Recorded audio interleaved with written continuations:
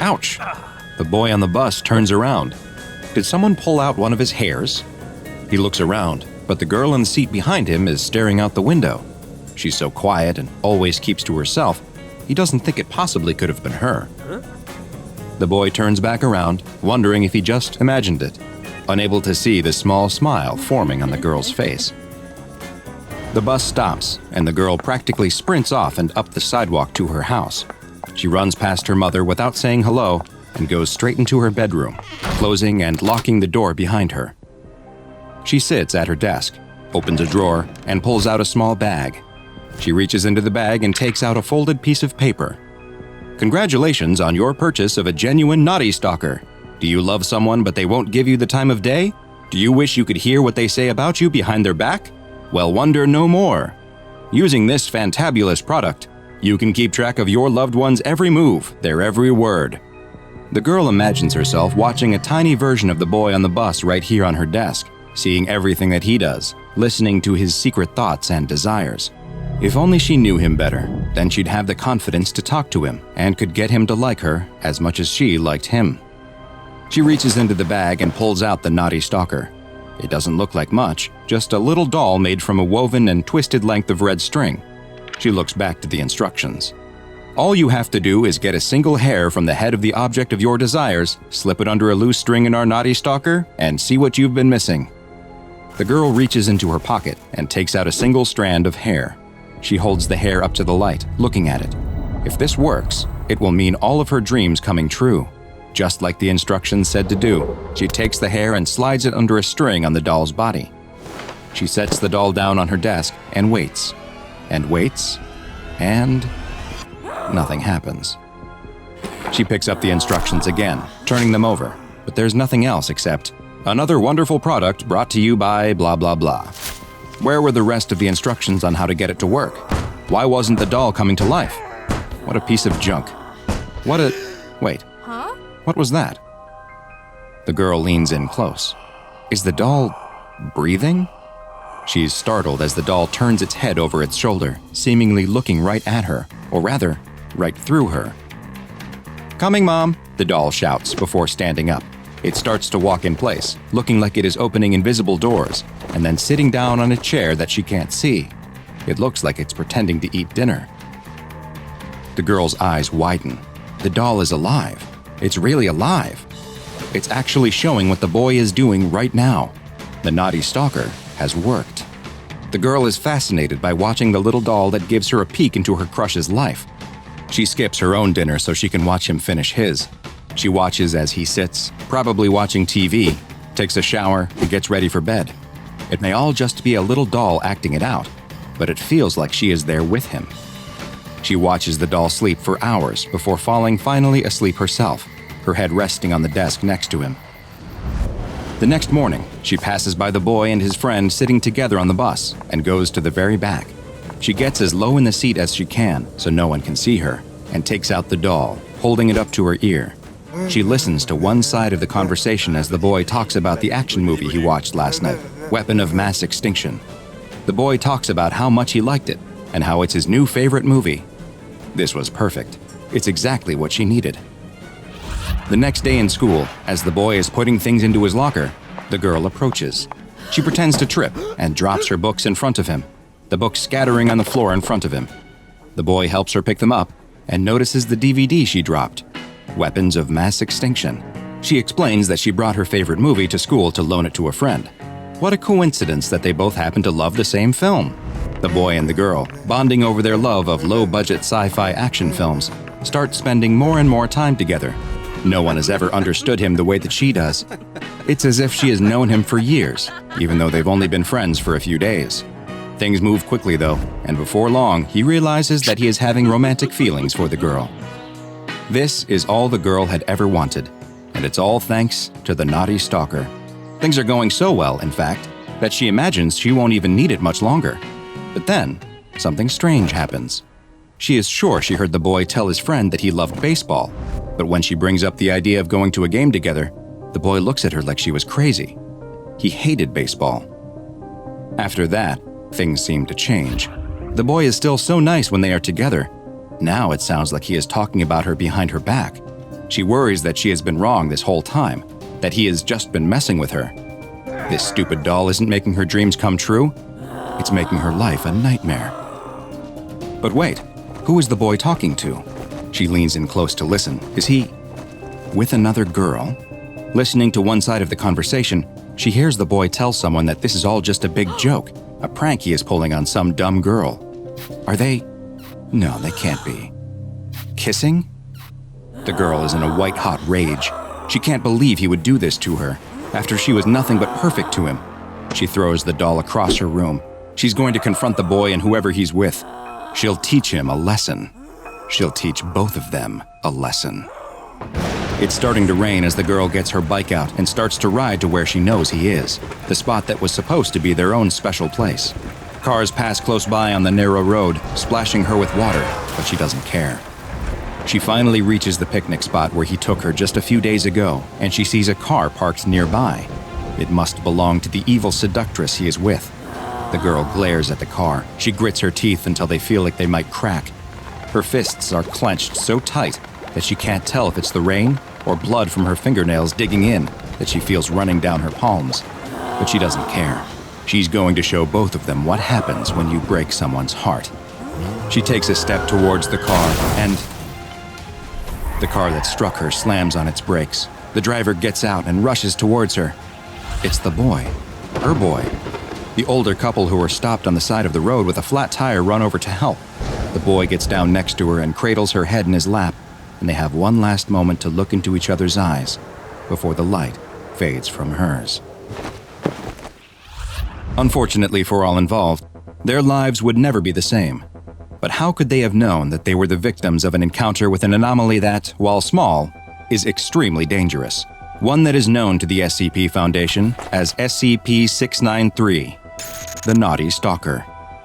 SCP-693 are multiple humanoid-shaped dolls, measuring roughly 18 centimeters in length, each made from a single string that is either red, blue, yellow, or black, with onyx beads for eyes. Their clothing will vary in color and style, and seems to have no bearing on the properties of the doll. The string doll will behave exactly as one would expect, showing no anomalous properties at all, until the owner takes the steps that are spelled out in the instructions that always accompany SCP-693. The instruction sheet congratulates the owner on their acquisition of a Knotty Stalker and explains that in order to use it, a single hair from another person must be inserted into a loop of its string, at which point, the doll will attune to that person. The doll will then come alive, mimicking the actions of the hair's owner in real time, including their speech. The doll will perfectly portray the attuned individual for 9 days, after which point it will become unreliable. The exact way in which SCP-693 begins changing the speech and actions depends on the color of its base string, but in all cases, its end goal is to drive the current owner of the doll to their death. SCP-693 goes about this by feeding inaccurate information to the owner. Dolls made of red string try to send their owner into increasingly violent fits of rage. Dolls comprised of blue string try to depress the owner and lead them to self-harm. Yellow dolls want to make their owners attempt unwanted acts of physical love, and black dolls encourage their owners to engage in activities and place themselves in situations that are dangerous. Interestingly, SCP-693 will attune not just to the living, but to the deceased as well. When a dead person's hair is placed in a loop of string, the Knotty Stalker will come to life, just as it does when a living person's is used. But instead of acting out the speech and movements of the person, the attuned doll will claim to be the deceased person and offer to act as a spiritual guide to the owner. But just like with a living person, at the 9-day mark, SCP-693 will become unreliable and will attempt to lead the owner down a path that results in their death. Once an SCP-693 instance is successful in causing its owner's death, a new doll instance will appear and be found on the owner's body. Several of these dolls have been recovered from Knotty Stalker victims, and currently, the Foundation has 7 red instances, 10 blue instances, 5 yellow instances, and 1 black instance in its possession. All instances of SCP-693 contained by the Foundation were originally classified as safe and kept in Containment Locker 12C-K, but following the events of Incident 693-E, that classification was revisited. During this incident, a researcher returned a Knotty Stalker doll to its containment locker, but in a lapse of judgment that went against Foundation protocols, they forgot to remove the hair that had been placed in the doll. When the locker was next opened, the dolls were observed to have all been moved. They were found in a circle around the accidentally still attuned doll, which had been crucified upside down on the wall of the locker. It is unknown where the dolls acquired nails. After this incident, a camera was placed inside of the locker, and the results were surprising, to say the least. It turns out that SCP-693 instances come to life when they are not observed, even when they aren't attuned. While they have not yet been observed engaging in violent acts against each other, the camera has captured the Knotty stalkers appearing to reenact the final 30 minutes of their last owner's life over and over. Following this new information, all instances of Knotty stalker dolls were moved to their own separate 25 by 25 by 25 centimeter steel containers within the containment locker, and their classification was upgraded to Euclid. SCP-693 is one of the rare anomalies where the Foundation actually has quite a good idea as to where it originates, and it was very easy to discover as well. Provided that they aren't a deception, the instructions that appear with each instance of SCP-693 are quite explicit about where they come from. After congratulating the owner on their acquisition and explaining how the doll works, the instructions close by extolling the Knotty Stalker as yet another wonderful product brought to you by the Factory. For those unaware, the Factory is a place with a long connection to the Foundation, though the details on that will have to wait for another file exploration. All you need to know now is that the Factory produces a huge amount of anomalies, and it appears that SCP-693 is one of them. There are theories that the dolls may have been produced as an espionage tool, but as for why their primary purpose seems to be driving their owner to their death, well, that we simply don't know. Uncle S is the worst. Always has been. Every time the two of them go over to his house, he just sits in his room all day on his computer. He doesn't talk to them, just grunts occasionally, and never cooks them any food. The siblings have learned at this point to tell their mom to pack them lunch. Worst of all, though, Uncle S is just a little strange. He has all these posters up all over his house, some of them with underdressed ladies on them. The brother's little sister always covers his eyes to stop him from looking. But there are other posters too, weirder ones, with these symbols on them and quotes written underneath. Neither of the kids can really read enough to know what the quotes mean, but their mom always gets very tense whenever they ask about them. She says they are something to do with politics, whatever that means. You know someone's weird when even their mom agrees. Uncle S is just weird. But there is a big upside to being at his house. The two of them can just sit downstairs in the lounge playing video games. He's got a big TV and a bunch of different game consoles, most of which are older than the two of them. This week, he's even got a new box next to the TV. It's full of old wires, controllers, and games. And when they say old, they mean old. It all smells of dust. The brother reaches inside and pulls out a big gray box. The top half of it is lighter gray, and the bottom darker. There's some red writing along the front of it. He carefully spells it out in his head before saying the words out loud. He doesn't want his little sister to know that he struggles with long words. Nintendo Entertainment System. His little sister huffs and sits on the sofa. She doesn't want to play that stupid thing. It looks old, and the dust is making her sneeze. This whole house is dirty and gross. The TV and games consoles are the only nice thing in here. Why would she want to play with the gross one? The brother ignores her and tries to plug it into the TV. Wait. Where's the HDMI on the back of this thing? He gives up pretty quickly. On the sofa, his sister switches on the TV and grabs the Xbox controller. The familiar Cuphead music fills the room. They turn it down quickly. Can't be annoying Uncle S, who's sitting upstairs on his computer. Why does she always want to play Cuphead? It annoys her brother so much. They can't even beat the first level. It's way too hard.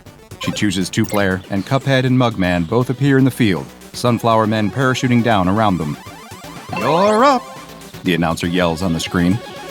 His sister starts running along as Cuphead, but bumps into the end of the screen. They need to both play together for this to work, but the brother isn't interested today. He reaches into the Nintendo box and rummages around, finding something that fits perfectly into his hand. Something with a trigger. No way. He pulls the strange toy gun out of the box and holds it in the air triumphantly. It's gray, matching the NES console, with an orange trigger and the word Nintendo written on the side in that same red writing. A cord dangles out of the bottom of it. Immediately, he spins around and points it at his sister and shoots. Nothing happens. No noise, no lights. She just sits there and scowls at him. Fine. He gets up off the floor and grabs the second Xbox controller. They run past the sunflower men and shoot the toadstool, but die at the first purple flower. Great. The boy is sick of this game. He doesn't want to keep playing it every week. He wants to play with the gun. Imagine what games he could play with that. He picks it back up. Cuphead and Mugman respawn, and the music starts over again. Very carefully, he peers down the barrel and takes aim at Cuphead. He squeezes the trigger. Bam! A puff of smoke, and Cuphead turns into a red ghost, pink heart beating. Wait, how did that happen? His sister didn't run into anything. She yells at him. That wasn't fair. The brother is very confused. He looks back down at the gun. It wasn't even plugged in, and it wasn't an Xbox gun. So, how come it worked? He points it at Mugman and shoots. Bam! Another puff of smoke, and Mugman's ghost floats off the screen. The menu pops up, and the brother hits retry. The level starts again. The music kicks off, and the announcer yells, but Cuphead and Mugman aren't there. His sister wiggles the stick a few times. Nothing. The characters don't appear. What are you doing? Keep playing, she yells at him. But the brother can't see any characters left on the screen. Why is she pretending to see them still? Footsteps creak the floorboards above their heads. Uh-oh, now they've done it. Uncle S appears on the stairs, scowling at them both. Immediately, each sibling points at the other one and blames them. Uncle S doesn't say a word. Instead, he glares at them as he walks over and snatches away their controllers. He turns and goes back upstairs. No more video games. No fair. The two of them slump on the couch, arms crossed, not saying anything. The NES Zapper sits between them. Looks like they'll just have to watch TV instead. It's the brother's turn to choose something. He goes on Netflix and puts on Avatar: The Last Airbender, her least favorite show. The opening credits roll, telling them all about the Fire Nation's attack. His sister snatches the gun up from the seat and points it at the screen, aiming at all the characters that pop up. Her brother ignores her. She's just being silly again. The episode starts. Aang is in a city in the Earth Nation, walking around a market surrounded by... His sister squeals. He looks at the TV, confused. Nothing has really happened. The characters are just standing around at the market talking. But his sister stares at the screen wide-eyed, almost a little scared looking. What's she doing? She points at the screen in amazement and says that Aang is dead. She pointed the gun at him and shot, and now he's dead. Yeah, right. Aang is perfectly fine. He's standing right there talking to Katara. The brother snatches the gun back and fires it at the screen. Bam! A gunshot rings out through the town square, and Aang crumples to the ground. Katara screams and runs over to him. She tries desperately to wake him up, but there's no use. He just lies there dead in the square. No blood, of course. This is a children's show, after all. Katara starts sobbing desperately and looks imploringly at the screen. The brother's mouth hangs open. Seriously? That's how the show ends? He thought there were a bunch of episodes left. How are they supposed to defeat the Fire Nation now? Who'd be the next Avatar? He looks over at his sister. Her mouth is hanging open still as well. Very hesitantly, he raises the barrel again and takes aim at one of the market stalls. He pulls the trigger. Bam! A watermelon explodes into red mush. The characters all jump back and run for cover. Sokka peers out from behind one of the carts, staring straight at them, before ducking away again. This show is weird. I don't want to watch it anymore, the brother says, throwing the gun back down on the sofa and pressing back on Netflix. He's going to pretend like that didn't happen. His sister snatches the remote out of his hand and goes across to HBO Max. She puts on Roadrunner and Wile E. Coyote. That's a safe option. They've seen every episode of that. No surprise endings, no characters dying, and most importantly, they both like it. The episode opens the same as it always does. Roadrunner is out running around the canyon. Wile E. Coyote has a new plan. He's going to paint what looks like a tunnel into the side of the cliff and make Roadrunner run straight into it. Foolproof. But suddenly, his little sister has snatched the gun up off the sofa and is firing it here, there, and everywhere at the screen. But that look of horror is gone. She's laughing. No fair. He can't see what she's enjoying so much. It's just a normal episode. So he snatches the gun back from her and points it at Roadrunner. He squeezes the trigger. Bam! But Roadrunner just sidesteps the bullet and gives his trademark meep meep. He fires again. Bam! Bam! Bam! But every bullet seems to miss Roadrunner entirely, who dashes off into the sunset as out from the bush creeps a very injured Wile E. Coyote. Bullet wounds all over his body. He scowls at the brother and trudges off down the road, walking straight into the fake tunnel he painted. After a moment, the brother breaks out in laughter too. This gun is amazing. What should they watch next? Who have they always wanted to shoot? What if they shoot a hole in the dome around Sandy the Squirrel's house? Or killed a shredder? Could Sonic outrun a bullet? Or what about all those silly children's shows his sister watches? Could he finally get those characters to stop singing all the time? He's laughing so loud, in fact, that he doesn't hear the footsteps coming down the stairs. He doesn't realize Uncle S is there until the shadow falls over him. Having fun? The brother tries to explain as best he can, but the gun is already out of his hands. The TV is off, and the remote disappears into Uncle S's pocket. In a grump, the two children sit there bickering quietly until their mom comes to get them an hour later. That evening, Uncle S is doing the same thing he always does. He lies on the couch, feet kicked up, instant ramen in his hands. The news is on, running a lame story about the president visiting some kindergarten in the run-up to the next round of primaries. What a joke. Uncle S lies there seething, thinking to himself, as if that guy cares about any of those kids. If he did, he'd be clamping down much harder on the borders to stop foreigners from coming and ruining their futures. How are these true-blooded Americans going to have any chance in life when their own country is being overrun? He switches over the channel. There's some cartoon playing. He hates cartoons even more. He holds the NES zapper aloft. He's been carrying it around all afternoon for some reason. Imagine if it was a real gun. Without thinking, he points the zapper at the TV and pulls the trigger. Bam! A gunshot makes him jump out of his skin. Was that outside? He looks back at the TV. The cartoon character is ducking down at the bottom of the frame, a bullet hole in the wall behind him. Oh, thank God. He was just in the show. Not a real gunshot. The character wags a finger at the screen. Careful now, the character says. If you keep doing that, the SCP Foundation is gonna come and get you. SCP Foundation? That sounds dumb. This is why he doesn't watch cartoons. Animation is for kids. He flicks back over to the news. The president is still surrounded by children. Imagine if he could just point this gun at the president, right between his smug little eyes, gently squeeze the trigger, and bam!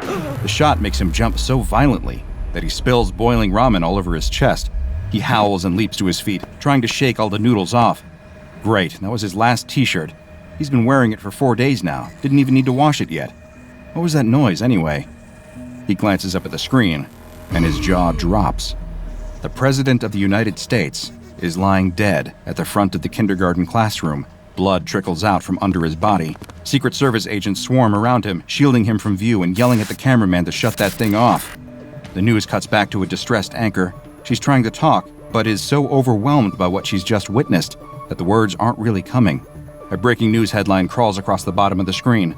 Breaking, the President of the United States assassinated. No way.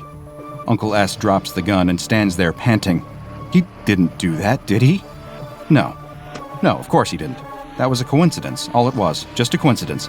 If it was real, then he would point the gun at the anchor right now, pull the trigger, and bam! Her head rocks back. Blood sprays the back wall of the newsroom. The feed cuts out, and an ad break starts. It's some stupid infomercial, only the actors in it keep glancing nervously at the camera and slightly hunch behind tables and objects when they get the chance. Uncle S just keeps standing there staring at the screen all the way through the night. 2 weeks later, Uncle S is running out of food. He ran out of ramen a couple of days ago, beans yesterday, and today he's having the last scraps of moldy bread. He hasn't left the house in all that time. He can't anymore. He's the most wanted man in the United States. Every night, the news is the same. His mugshot was plastered on the screen appealing to friends, families, witnesses, anyone to come forward and identify this man. Somehow, nobody has yet. His sister tried to call a handful of times, but he didn't pick up. Before long, he just disconnected his phone line entirely. The silence is better, helps him focus on his work. He's drawn up a list. In fact, he'd started to draw it up before he'd ever discovered the gun. On it are the names of every politician, business owner, media puppet, fake news spreading Illuminati shill he can think of. He just sits there hopping between TV channels, gun at the ready. He's got his laptop down here too, and he just spends most of the day searching through YouTube for different videos of people he's been wanting to kill. He'd be lying if he said there weren't a few annoying YouTubers that had made the list too. You know the ones he's talking about. The world is starting to fall apart out there, With the president gone, along with half of Congress and most major propaganda peddlers, it's all starting to unravel, just like he'd always wanted. The military is being drafted in to suppress riots across the country, but doing little to contain it all. Random shootings keep breaking out, leading to more and more chaos. It will be painful for a while, Uncle S knows that, but in time, they'll learn their lesson. He just wonders how long he'll have. He can't keep getting away with this forever. Something's gonna give soon. It's got to. They have his mugshot, they have his name, and yet, no one is surrounding his house. He knows that because he set up webcams all around the perimeter of the house. He has the live feed open on his laptop. If anyone comes within 20 feet of the property, they're getting a neat little hole in the front of their head and getting the back of it blown into 100 red, pink, and white chunks to give his weeds a bit of iron. In fact, he knows they'll be on their way soon. He knows that because some rat from his blog will have told them. He's been documenting everything on here. Masking his IP address first, Uncle S has been recording and boasting about each and every kill anonymously as green text. At first, he kept it coy, writing in riddles and rhymes about the public figures he was murdering, but now, he is up to such a high tempo that they're just a bullet point list of names.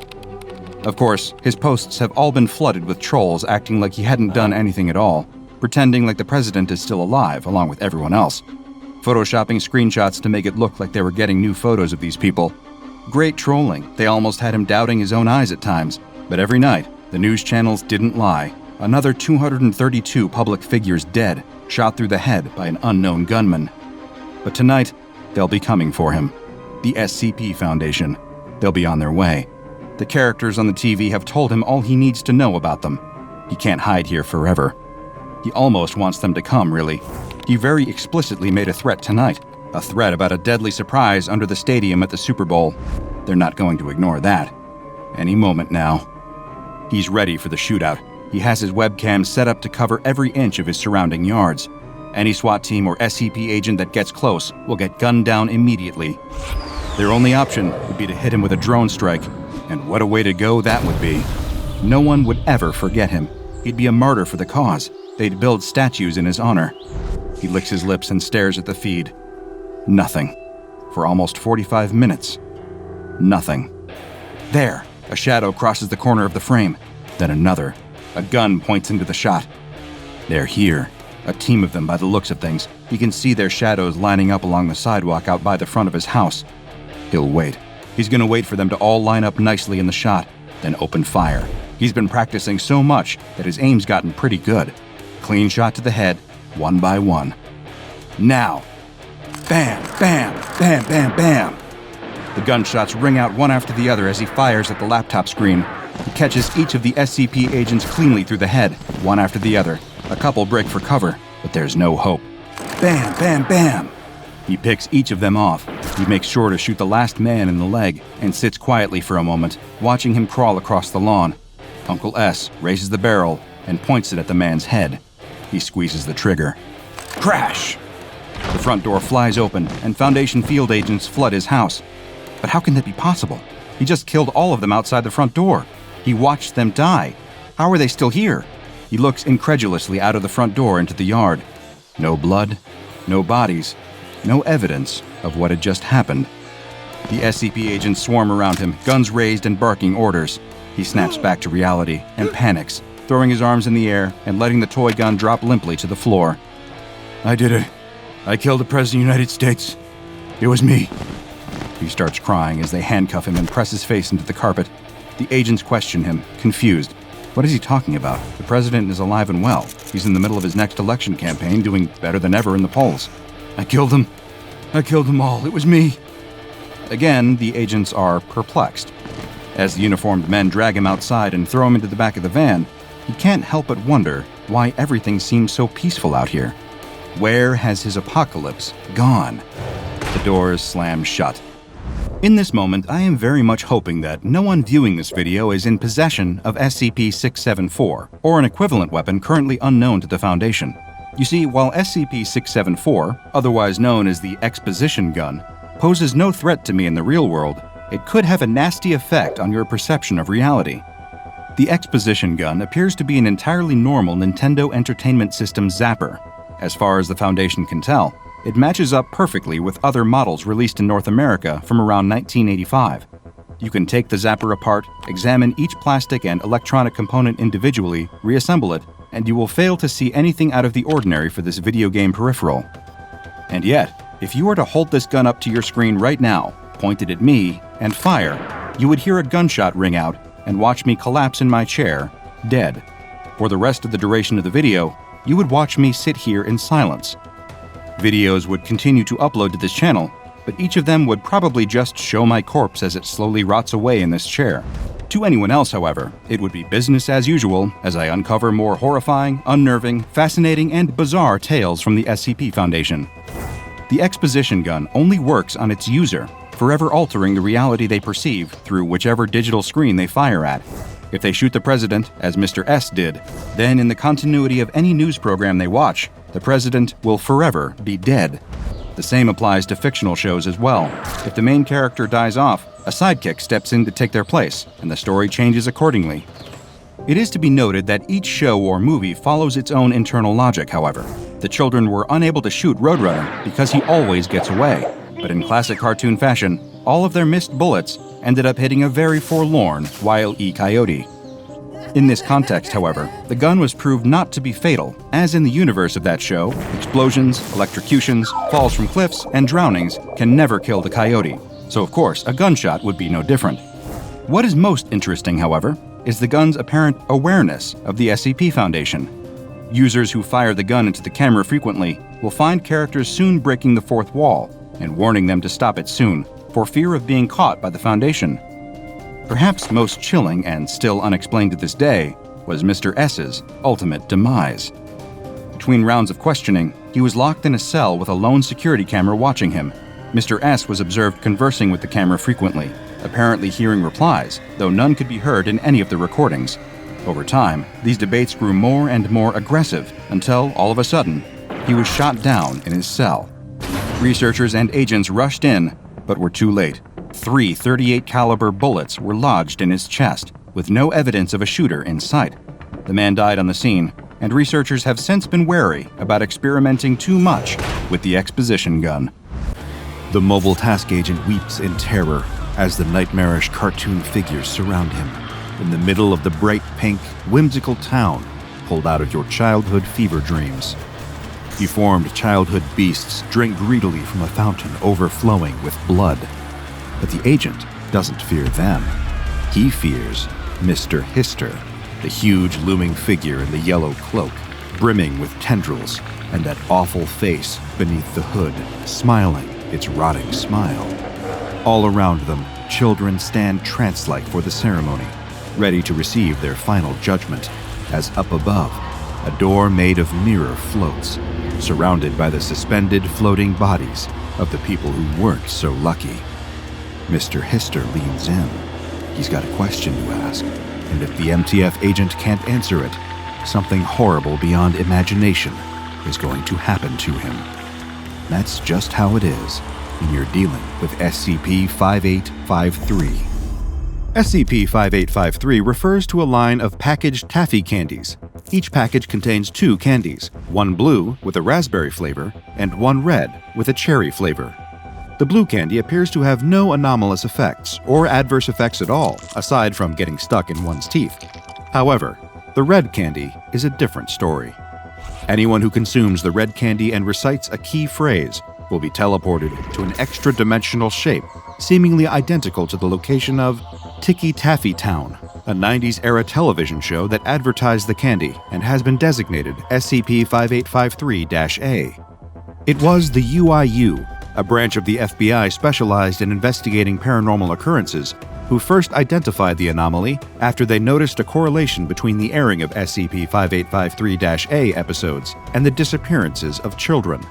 The show and its corresponding candy have been linked to approximately 3,500 child disappearances between the years of 1994 and 1999. As the UIU looked into unexplained disappearances during these years, a peculiar pattern began to emerge among several cases. The missing child was most recently seen in or entering a kitchen pantry. The only evidence left behind was a pile of open Ticky Taffy wrappers, specifically the blue raspberry variety. Shortly before their disappearance, the child was watching an episode of the show featuring the character Mr. Hister, and the missing child's parent could hear the show's theme music just before the child vanished. After a UIU operative's child joined the list of missing kids, the case was turned over to the SCP Foundation, along with all of the UIU's findings up to that point. Though episodes of Ticky Taffy Town can no longer be accessed by the public or by anyone outside of specific Foundation-approved testing, there are descriptions of the show's 5 main characters, or entities, included in the official file. They range from standard children's entertainment fare to imagery that is deeply disturbing. First, there is the fatherly, patient Mr. Squibbles, a bipedal humanoid with the head of a plush octopus and a wardrobe consisting of khaki trousers and a red sweater vest. He is responsible for imparting each episode's lesson. Next, there is Mrs. Bobble, a stereotypical clown with blue hair, white makeup, a red nose, and oversized, multicolored clothing. She acts as the questioner of the episode's theme or lesson, raising these questions with Mr. Squibbles. The source of mischief in Ticky Taffy Town is Kizzywink, a small entity resembling a bipedal feline with humanoid hands and an oversized head. Though the entity is mischievous, it is also benign and largely childlike in its behavior. Kizzywink has a companion named Franzipans, a small, round, plushy avian with a hammer in place of its beak. Acting as an annoying sidekick to Kizzywink, the entity will fly around the screen and hit the other entities with its hammer beak as a form of slapstick comedy. And then there is the infamous Mr. Hister. This entity is not depicted as overtly hostile, but its appearance is the most troubling in the show. This humanoid entity stands approximately 2.3 meters tall and wears a long, golden-yellow robe with a hood. The entity propels itself through the world with tentacles that emerge from beneath its cloak. Any attempts to produce an official description of the entity's face have proven difficult, due to the notable video distortion effect caused when the entity enters the frame. The closest current description of its face describes it as resembling a misshapen, tumorous human skull. A standard Mr. Hister episode of SCP-1440-A begins like most children's shows, with vivid colors, pleasant lighting, and cheerful music, as the main cast teaches standard lessons such as how to tie your shoes, why it's important to brush your teeth, and the value of honesty. When Mr. Hister enters the frame, however, everything changes. The video quality dulls, the colors become oversaturated to the point of becoming almost nausea-inducing, and the contrast decreases dramatically. The visuals aren't the only thing that change in Mr. Hister's presence. The subject matter also shifts in tone, as Mr. Hister torments the rest of the characters with nihilistic and distressing lessons such as, "Your parents will soon die, and so will you," and "I feel nothing but the nothingness," or the particularly evocative, "You may not believe in the slaughter, but the slaughter believes in you." When Mr. Hister leaves the scene, he always recites this phrase, "I shall now be departing to the land of right, with the truth of red to be my might." This phrase is thought to be related to the various child disappearances attributed to the show. On January 4, 2000, lead researcher Frank Monroe conducted the first test involving SCP-5853-A. Accompanied by junior researchers Tracy Klaus and Morgan Eskew, and supervised by Ethics Committee consultant Jennifer Lamb, Monroe began the test with D-Class 643980 restrained to a detainment chair in the middle of an observation room, placed in front of a television set. D-643980 was also hooked up to standard medical equipment to measure his vitals, while the junior researchers scanned infrared, ultraviolet, and other frequency wavelengths of the television program for any anomalous activity. With this setup in place, lead researcher Monroe signaled for the test to begin. The television was switched on and began to play Ticky Taffy Town Season 1, Episode 3, the first on-screen appearance of Mr. Hister. As the episode began, everything proceeded normally, aside from a small increase in Hume levels. As it progressed, however, the D-Class became increasingly agitated, his heart rate and perspiration increasing. He demanded to know why the show was chosen, explaining that he had childhood memories of the program. His younger brother used to watch the show all the time, until he disappeared. Upon hearing this, Ethics Committee consultant Jennifer Lamb became visibly distressed, but advised the research team to proceed with the test in spite of this unforeseen emotional component. After the episode finished, D-643980 was freed from his torso restraints and given a microphone, earpiece, receiver, and shoulder camera mount. He was then given a package of SCP-1440, at which point he remarked that he ate them as a child, but only ever ate the raspberry flavor, while his brother preferred the cherry. He was instructed to eat the cherry piece, then recite the phrase, "Flesh is not the truth." At this point, the theme song of Ticky Taffy Town filled the room, and the D-Class vanished from sight, disappearing from the observation room altogether. Dr. Monroe was able to maintain communication with D-643980 via the microphone and receiver, and the research team monitored his video feed. The D-Class began in a dark place, with one single stream of light splitting the center field of view. After some resistance, he continued into the unknown, stumbling out of Mr. Squibble's treasure chest. Upon exiting the chest, the larger landscape could be seen, an exact replica of the Ticky Taffy Town set, with a blank white backdrop covering any areas not usually seen by the audience. As the members of the main cast, with the exception of Mr. Hister, entered the area, the D-Class hid in the chest. The four chattered excitedly about an upcoming town meeting before Mr. Squibbles opened the chest and discovered the D-Class hiding inside. He was instructed to engage with the entities until the Foundation could come up with an appropriate extraction plan. The D-Class became distressed and swore, prompting Mrs. Bobble to turn a glowing red until Mr. Squibbles calmed her down. Kizzy Wink asked the D-Class his name, and he answered that it was Davy.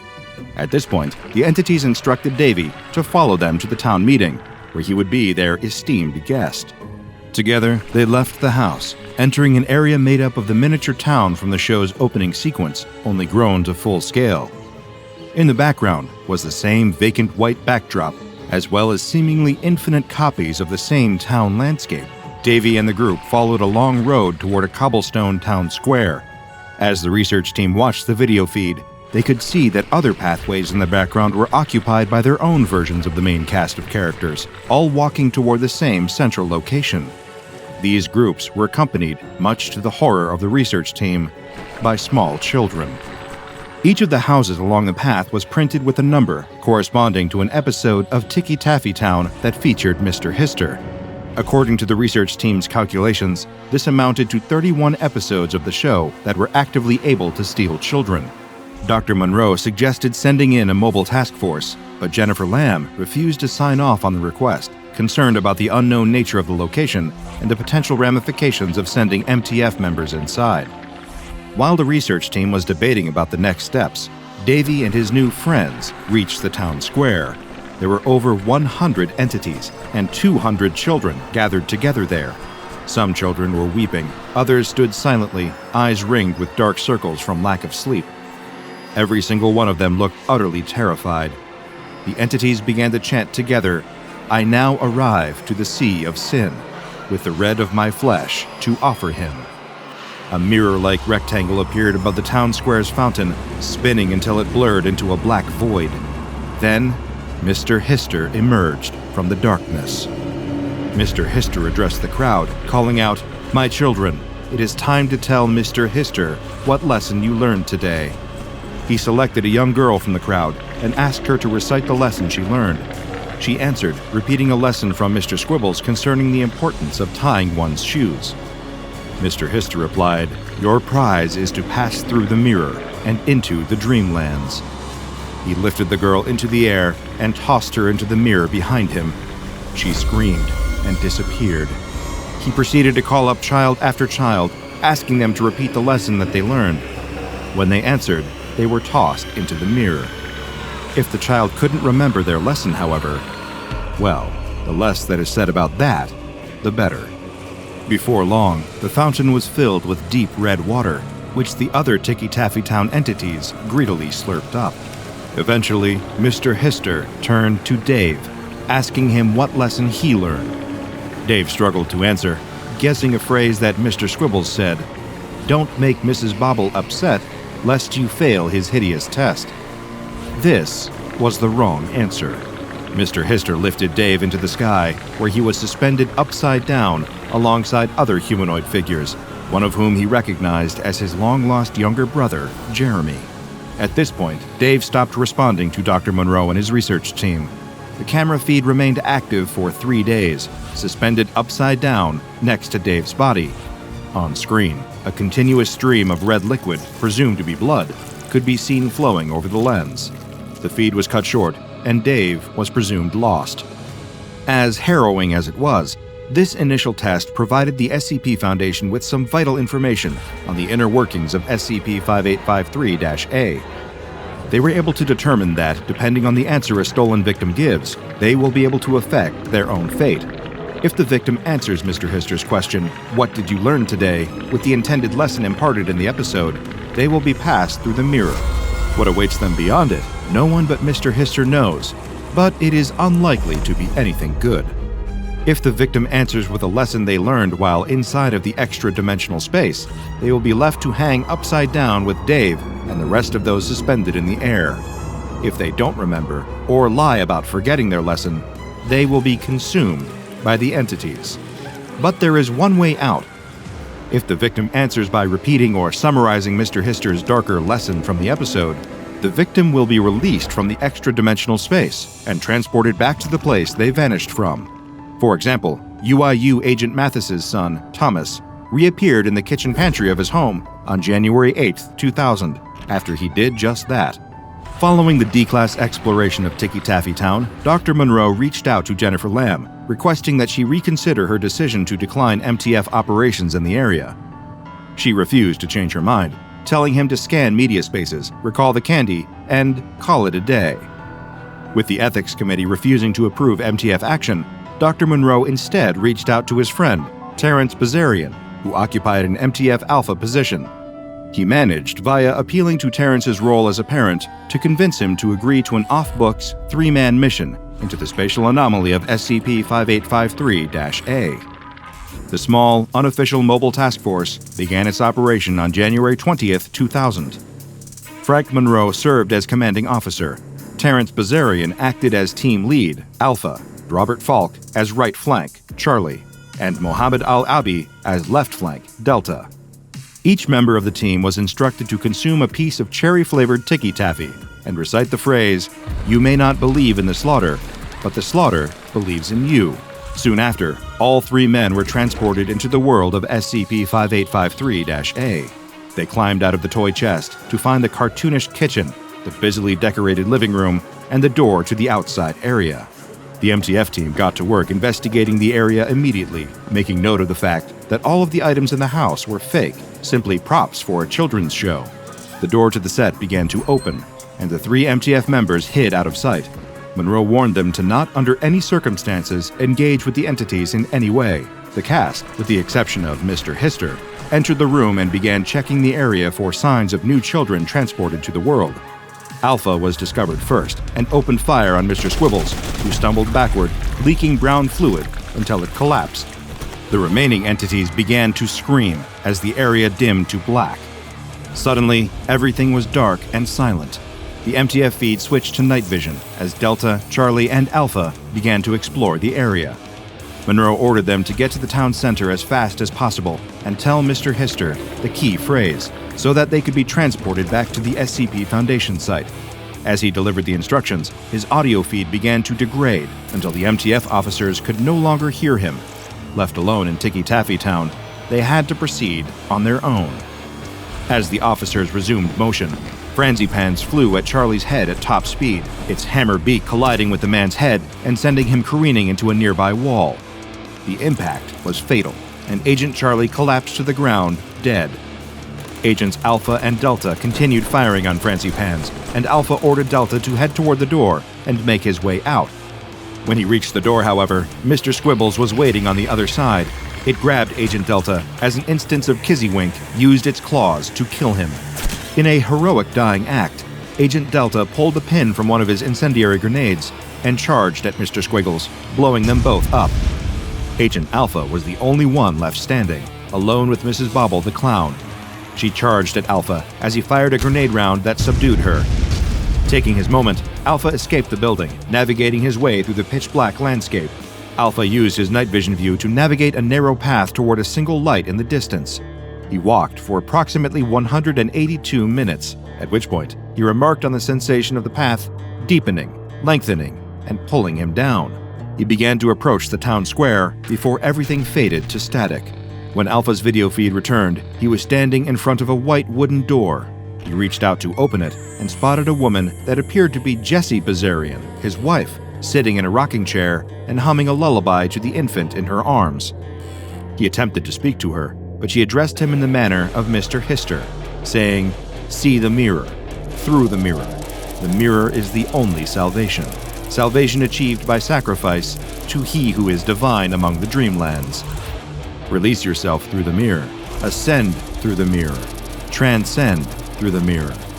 Alpha screamed, collapsing to the ground. When he regained consciousness, he was face to face with Mr. Hister himself. The entity smugly asked, "Terrence, what did you learn today?" Rather than reciting the key phrase and attempting to return home, Alpha pulled the pin from his remaining grenade and let it fall to the ground. The video feed cut out, and the entire mobile task force that entered Ticky Taffy Town that day was presumed dead. 2 days later, Dr. Frank Monroe sent out the following email: "To whom it may concern and C. Miles, I regret to inform you that I am no longer able to fulfill my duties as researcher. I have come to the realization that Lamb was right, although I don't agree with her. I can't keep trying to save the world from the things we study. It's not about how far I can probe. It's for our own protection. I need to know when to call it quits. I could spend X number of dollars and X number of lives sacrificing to whatever to wherever I think, or wherever I think the mirror may bring us, who Mr. Hister might be, or the implications of a clown entity called Bobble. I could try to chase these down to their penultimate conclusion, sacrificing MTF, D-Class, and innocence alike. Lamb, she was right. God, I'm sorry, Terrence. All SCP-5853 needs is to be hidden, in the dark. I'm sorry, I'm just not made for this. Not anymore. I can no longer do this. Let me forget. Let me go back. Consider this my resignation. Respectfully, Dr. Frank Monroe." After a review by the O5 Council, Dr. Monroe's resignation request was denied. All SCP-5853 products have been publicly recalled. Any instances of SCP-5853 are to be kept in a standard containment unit in Secure Facility 64, Wing F. If any instances of SCP-5853 are discovered being sold, the sale must be intercepted immediately. Every episode of SCP-5853-A has been removed from the air, and television broadcasts and online video sites must be scanned regularly in order to prevent further spread of the materials. No Foundation personnel, including D-Class, that have or are considered having children may be assigned to SCP-5853. The SCP Foundation has attempted to uncover the identities of production staff and actors from the show, but so far, the investigation has turned up nothing but dead leads. A close analysis of the show's credits showed that, rather than a list of staff that worked on the episode, they consist of a constantly growing list of names. These names include those of children reported missing, as well as individuals yet to be identified. On January 23, 2000, the names Robert Falk, Mohammed Al-Abi, Terrence Bazarian, and Frank Monroe were added. Frank Monroe was pronounced missing in action, and to this day, has never been found. Imagine a gaping maw that could swallow you whole. Not just you, but any creature of any size. Imagine a creature capable of constant transformation and evolution, taking any traits it needs from its prey. It is indestructible, intelligent, unstoppable. The perfect organism. And would you believe me if I told you it was downright adorable? A little boy wanders through a toy store, a small wad of money in hand, searching for the perfect thing to play with. Desperate to help quell some of his summer vacation boredom, his parents gave him a little cash and brought him to the store to pick out a new distraction. But what will he choose? A superhero action figure? A toy car? Some brightly colored plastic bricks to build with? None of it seems quite right. The truth is, he doesn't really want a toy, so much as he wants someone to play with. But his parents don't get the summer off like he does, and they don't have the time to entertain him in between the seemingly endless meetings and phone calls. He's just about to give up and tell his parents that there isn't anything he wants, when he suddenly spots a friendly, plush face peering out from between a few remote control trucks. He reaches out his hand to touch the soft fabric, only for the toy's face to meet his hand halfway. Toddles off of the shelf on short little legs, bumping its head against the boy's hand like a cat asking for pets. The boy grants the toy's request, patting it gently on the head, and it emits a high-pitched sound like a little meow, crawling closer and pressing itself against his leg affectionately. The boy beams, scarcely able to believe his luck. This isn't a toy at all. It's a new friend. There isn't a price tag on the soft creature or a barcode that a cashier could scan. Is he supposed to pay for it? Anxious about the possibility of doing something wrong, but even more afraid that he won't get to bring his new friend home after all, he places the money on the shelf where the creature came from, then scoops it into his arms. Delighted to be held, it falls into a peaceful sleep, and by the time the boy rejoins his parents at the front of the store, it looks to them as if he bought himself an ordinary plush toy. It isn't the most adventurous pick by any means, but they haven't seen him this happy in a while, so they don't ask any further questions. That is, until it starts to move of its own free will. Immediately, the boy's screaming mother starts chasing the impossible creature with a broom. It gives a desperate "meep" and tries to avoid her onslaught, but its 4 little legs can only carry it so far. It needs some kind of boost to escape, and luckily, it finds one, in the form of a dead cockroach lying underneath the kitchen table. The plush creature's thin mouth expands, swallowing the dead cockroach whole. Immediately, 2 extra legs, giving it a total of 6, grow out of the creature's flank. 6 legs. Yes, that's more like it. It scuttles away at great speed, chasing its way up the wall as the boy's mother screams in horror. But that won't dissuade the father. He's taken up his double-barreled shotgun and unloads 2 slugs into the creature. The force knocks it off the wall, making it tumble to the ground. But despite taking the brute force of a powerful shotgun, it somehow still lives. It skitters away at full speed as the father, loading 2 more slugs, gives chase. It escapes through the doggy door, the father and his screaming wife hot on its heels. Luckily for the creature, there's another boon just outside the house, a dead pigeon that had met its demise in an unfortunate collision with the living room window a few hours earlier. The creature doesn't waste any time. Its impossibly elastic mouth stretches open and swallows the pigeon whole, the decaying bird disappearing into the darkness. As soon as the creature's mouth closes, it starts to change again. Its extra legs disappear, and it begins to take on a more bird-like shape, with wings and tail feathers that help it take flight. The door swings open, and the creature swoops into the air. Not to be deterred or dishonored, the father levels his shotgun again and takes aim. Boom! The blast hits the now flying creature again, sending it spinning through the air with a high-pitched squeak. It doesn't understand why these people are being so mean to it, after it was allowed so warmly into their home not long ago. Despite being shot with a shotgun twice, it is still unharmed, just a little shocked. When it lands, it does so on the side of a wooded road to catch its breath. All that flying worked up a powerful hunger, and luckily for the creature, there's a nearly intact deer carcass laying on the grassy verge nearby. Not long before, it had been sent on an express trip to the afterlife by the grill of an SUV. Waste not, want not, the creature thinks.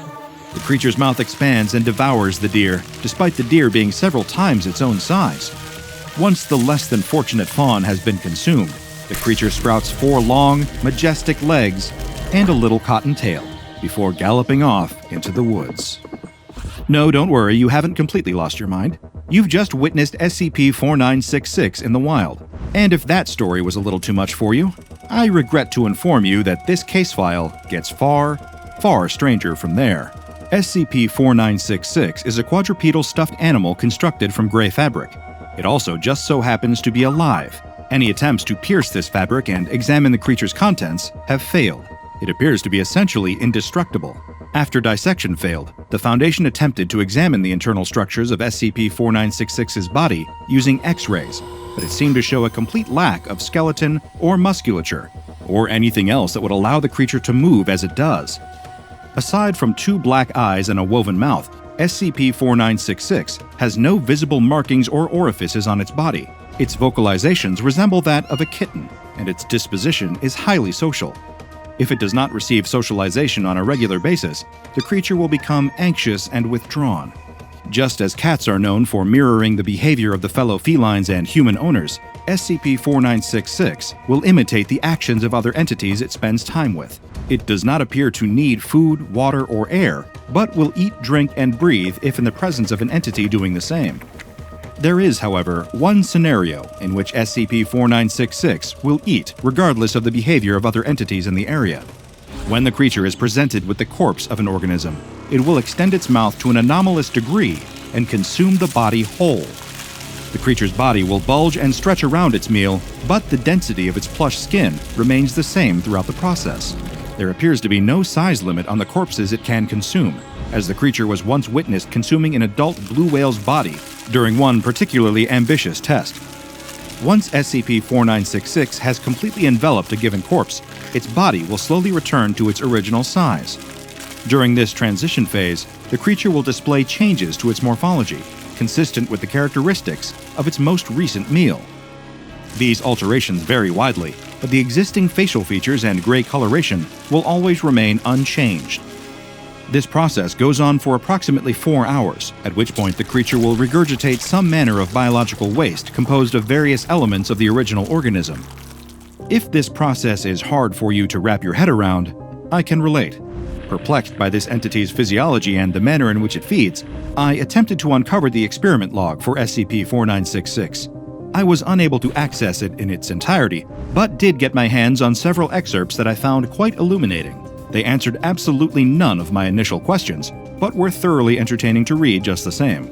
I won't keep you in suspense. Allow me to elaborate. In one experiment, a deceased adult male timber rattlesnake was placed in front of SCP-1440. The creature quickly devoured it and began to change. Its torso extended 150 centimeters longer than it previously had, and its abdomen terminated in a visibly developed tail and rattle. After lengthening in this way, the creature used its new shape to snake around the limbs and bodies of attending researchers.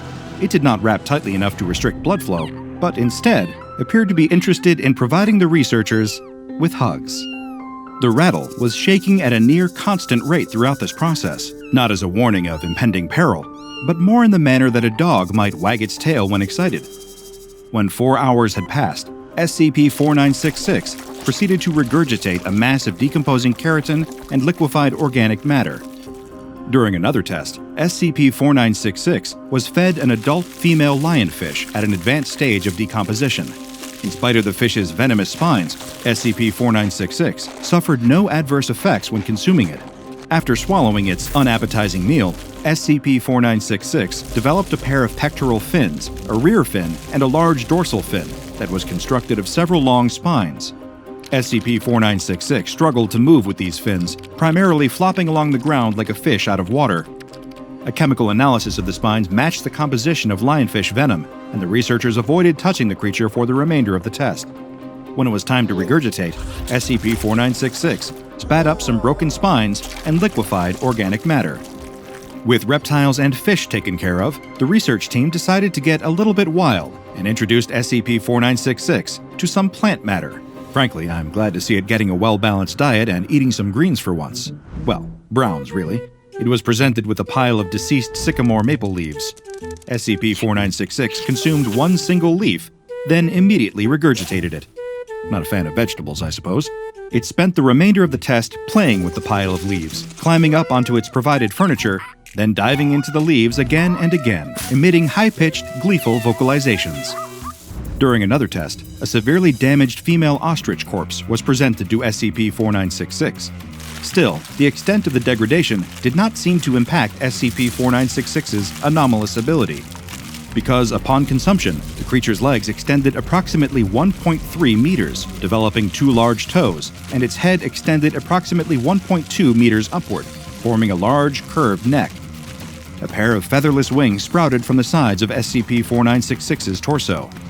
The creature attempted to fly using these wings, but much like the ostrich that had imbued it with them in the first place, it was sadly flightless.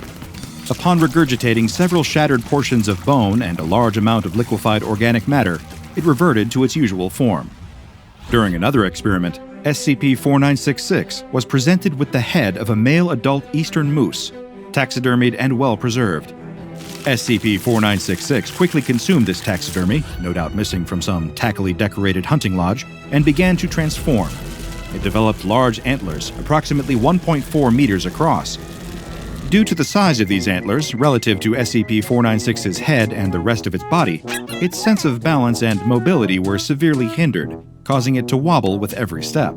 Additionally, it developed large ears that, due to a lack of structural support, could not remain upright, and instead flop down around the creature's head. I only wish that the experiment log had included a photo because, to be perfectly frank, the resulting effect sounds utterly adorable. Less adorable is what SCP-4966 regurgitated after the test, a large, compact mass of metal, wood pulp, and shattered bone. Curious to see how close an item needed to be to an actual corpse to be effective, the researchers provided SCP-4966 with a pair of genuine leather boots. This was, I assume, an attempt to see if SCP-4966 would recognize these as part of a deceased cow or not. The answer, it would appear, is not. SCP-4966 approached the boots curiously, lightly biting the toe of the left boot as if tasting it. Then it moved on to the right boot, gently biting the toe, then giving up on eating them. SCP-4966 knocked over the right boot, climbed inside of it, and promptly fell asleep. Soft snoring could be heard from within for the next hour. At this point in my research, I was prompted to enter some additional security credentials. Luckily, through methods I don't feel especially comfortable disclosing here, I was able to obtain these very credentials and continued my investigation. What secrets could a sentient plush toy, albeit an anomalous omnivorous one, have that would require this level of secrecy? I know that curiosity killed the cat, but I was banking on the probability that satisfaction would bring it back, as well as the fact that I am rather notably lacking in feline attributes. So I proceeded. It seems that after exhausting all other species, the research staff decided to provide SCP-4966 with a human corpse, that of D-01763 to be exact. When SCP-4966 consumed this body, there were no apparent physical alterations to the creature at all. However, it did begin to vocalize, speaking for the first time in recognizable, although slightly incoherent English. Blessed with the ability to communicate clearly for the first time, the entity made several complaints about its enclosure, specifically the low-quality material of its bedding. But then, it revealed something fascinating. When it consumes a deceased human, SCP-4966 is able to access the memories of that person. It also apparently gains the ability to speak at the level of a young child. This capacity for speech is lost when the organic matter of the meal is regurgitated, but the memories remain. A compelling enough discovery on its own, but what happened next was truly shocking. Shortly after this foray into human experimentation with SCP-4966, the Chaos Insurgency staged a raid on Site-17, during which they attempted to gain access to several anomalies, including SCP-4966. This raid proved unsuccessful, but its occurrence, and the discovery of a Chaos Insurgency document containing classified Foundation information on SCP-4966, raised several concerning questions. How did the Insurgency gain this information? Why were they so interested in SCP-4966? And how did they know where it was contained? Several corpses of Insurgency members were provided to SCP-4966 in an attempt to uncover the answers. Once it regained the ability to speak, Dr. Randall Bannock conducted an interview with SCP-4966. For the first 2 hours and 14 minutes of the interview, SCP-4966 was not helpful in the slightest. It focused its attention on a relentless demand for snacks, or, as it calls them, Munchies. After giving the creature 7 biscuits, Dr. Bannock was beginning to lose his grip and begged it to cooperate. It responded with yet another complaint. I want a better bed, too. The one you guys have is lumpy. Make a bed out of Munchies so I can eat it when I get hungry. Dr. Bannock promised the creature another biscuit if it could explain how the Insurgency knew its location. The red shooty people? They found the room with my name on it. Dr. Bannock sighed, then reworded his question to ask how the group knew its item number. I was in the room, so the room had my name. They made lots of banging on the door and noisy noises. I was sleeping, but it was too loud and the bed was lumpy.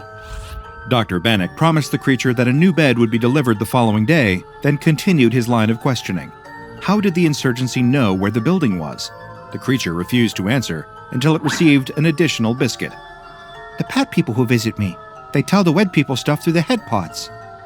Understandably, Dr. Bannock required clarification on the identities of the, quote, Pat people. Lots of people give me pets.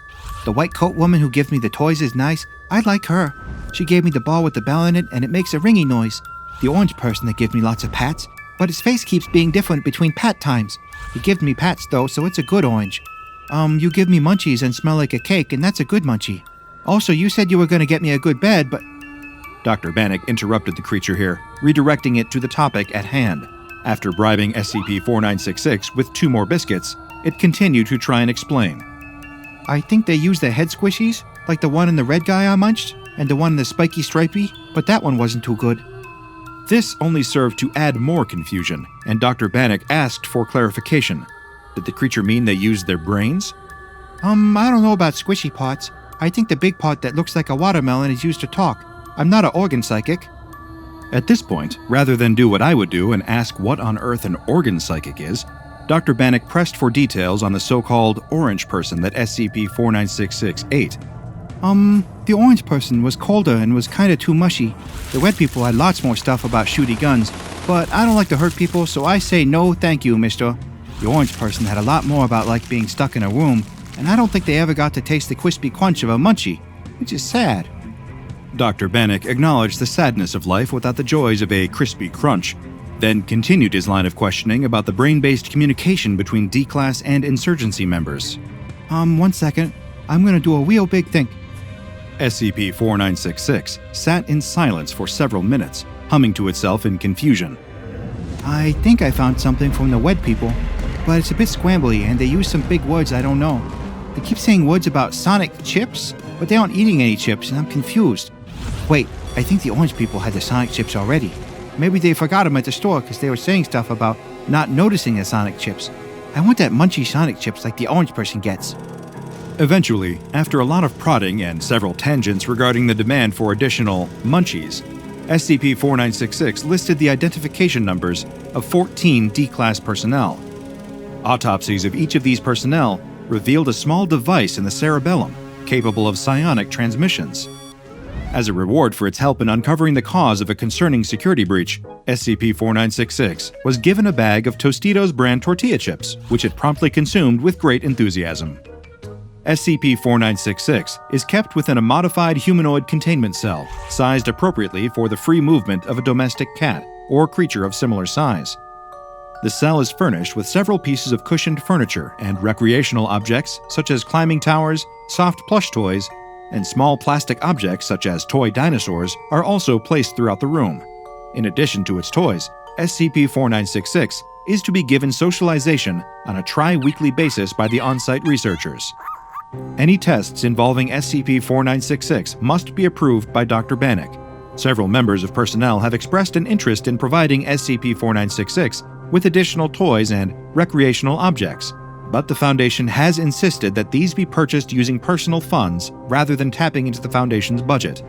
As far as I know, SCP-4966 lives a relatively peaceful life in the aftermath of its brush with the Chaos Insurgency.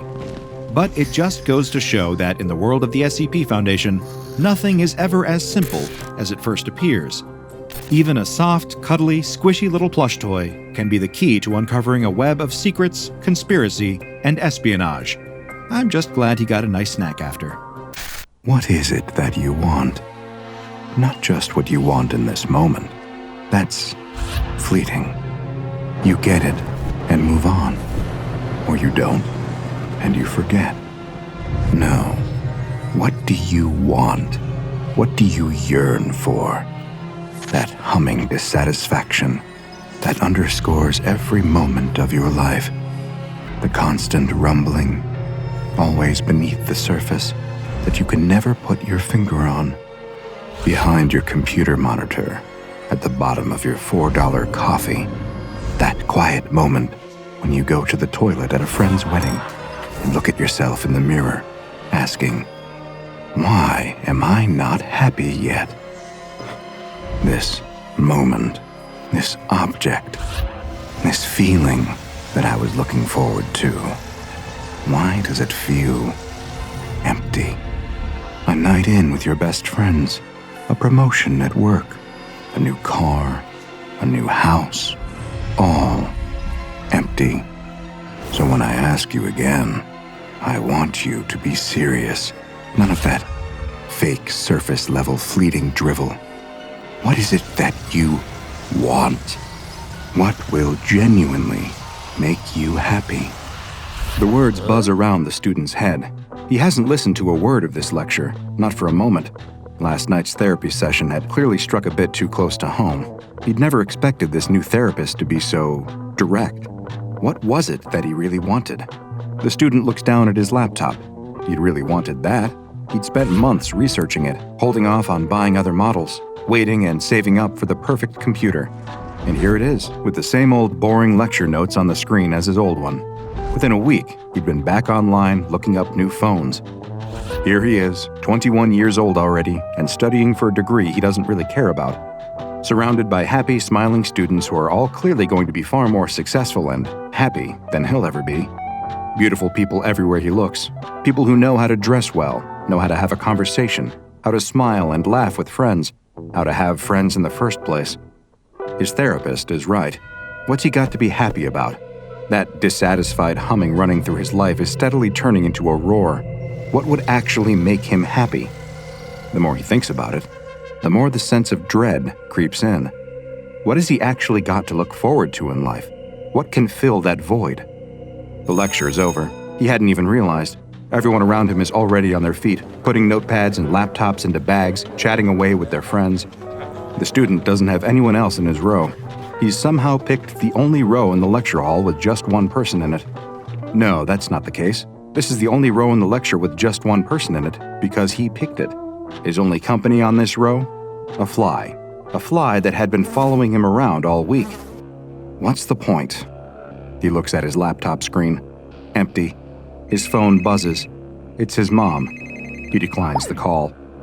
Swinging his bag onto his shoulder, the student makes his way to the door. A group of guys up ahead are chatting loudly as they open it. One of them half glances back over his shoulder. He stops in the doorway, holding the door open. The student looks around. No one else was with him. Who's this guy holding the door open for? "You okay?" the guy asks, looking straight at the student. His eyes are very blue. The student rushes through the doorway, muttering a "thank you" on his way through.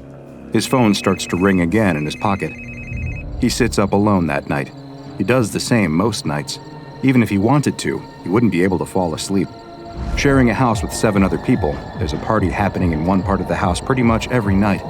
The thumping bass is the only sound to reach the student as he sits quietly at his window, looking out at the bags of trash lining the street and the couple across from him arguing on their porch. The little fly in his room is the only one keeping him company, not buzzing around or trying to escape through the glass, just sitting there next to him, watching the world go by. What is it that you really want? The words ring around in his head again. Tell me what will make you truly happy. What is it? I think I just want someone to love me, the student says quietly. He sits quietly by the window for a few more minutes, not noticing as the little fly next to him catches fire and rolls onto its back, legs curled in the air. The student just goes to bed. Nothing's ever going to change, is it?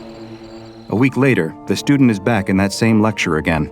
He arrived early this week, sitting down and unpacking his stuff a good 15 minutes before they were due to start. Surreptitiously as he can, the student glances over at the door every time he hears it swing open. It's the usual procession of beautiful, happy people, each one dressed exactly how they want. Personalities, goals, and aspirations filling each of them. He looks down at his outfit. Gray. The lecture starts, but the student still can't quite focus. He keeps his head half turned towards the door the whole time, waiting. 10 minutes go by. Nothing. He slumps down in his chair and starts taking notes, just as the door softly creeps open behind him, making a gentle hushing noise on the carpet. The student turns. There he is, the guy from before with the blue eyes. The student tries his best to swallow his grin. He's the only one in his row. If he can just get the guy's attention, maybe he'll come and sit with him. But no, that's a stupid plan. Why would anyone want to come and...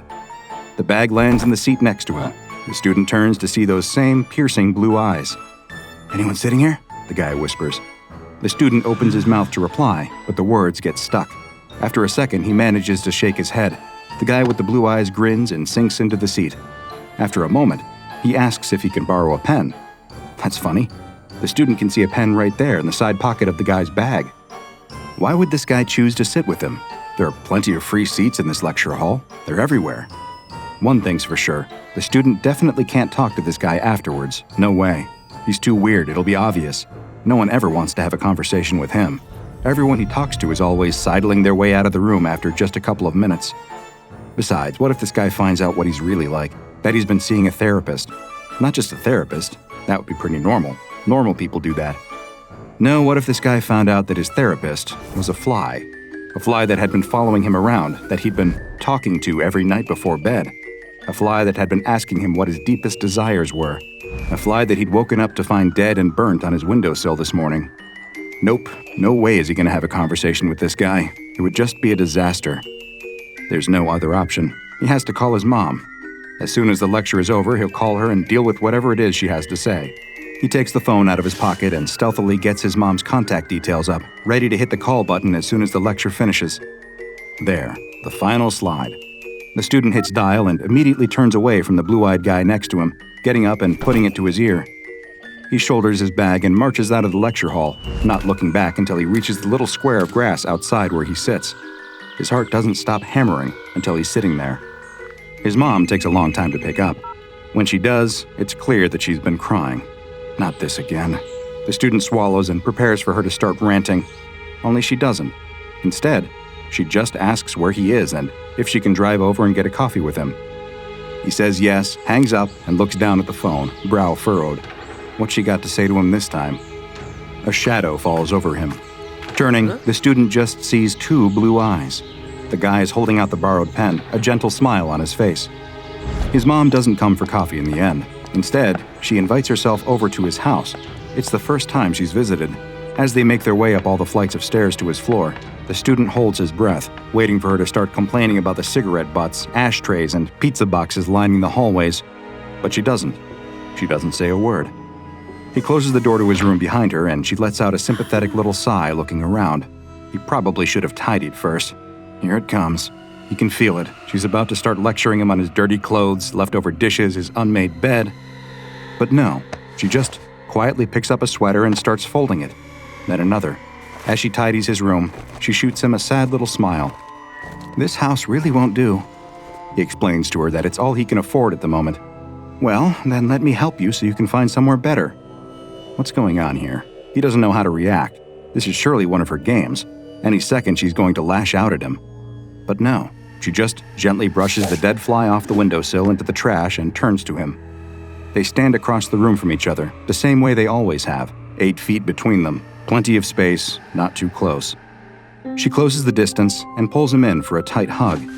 As his mom buries her head in his chest, he notices for the first time how short she really is. Has she always been that height? Didn't she used to tower over him? Her muffled voice speaks into his chest, right into where his heart is beating. I'm so sorry for how I responded before. I didn't know what to say. You're my son, and I'm proud of you. I always have been. You love who you love. Don't let anyone take that away from you. Even your silly old mother. For a long time, the two of them stand there, crying together. It is a busy week moving everything into his new apartment. It's still a pretty basic place, but at least it's his own. The neighbors are quiet, the street is clean, and there are no flies. By the time the student sits down for his lecture, he's completely exhausted. He barely registers the bag landing on the floor next to him and the guy sitting in the seat. He's so tired, in fact, that the conversation catches him off guard. He hadn't prepared anything to say. But suddenly, they're talking. About the weather at first. It's sunnier now. Then about the class. Then why they chose to study here. Then their teenage years. Then their homes and families. The lecture starts, but the two of them keep muttering away to each other in hushed tones. The student cracks a joke, and the guy with blue eyes laughs. Properly laughs. He isn't just being polite, he actually found it funny.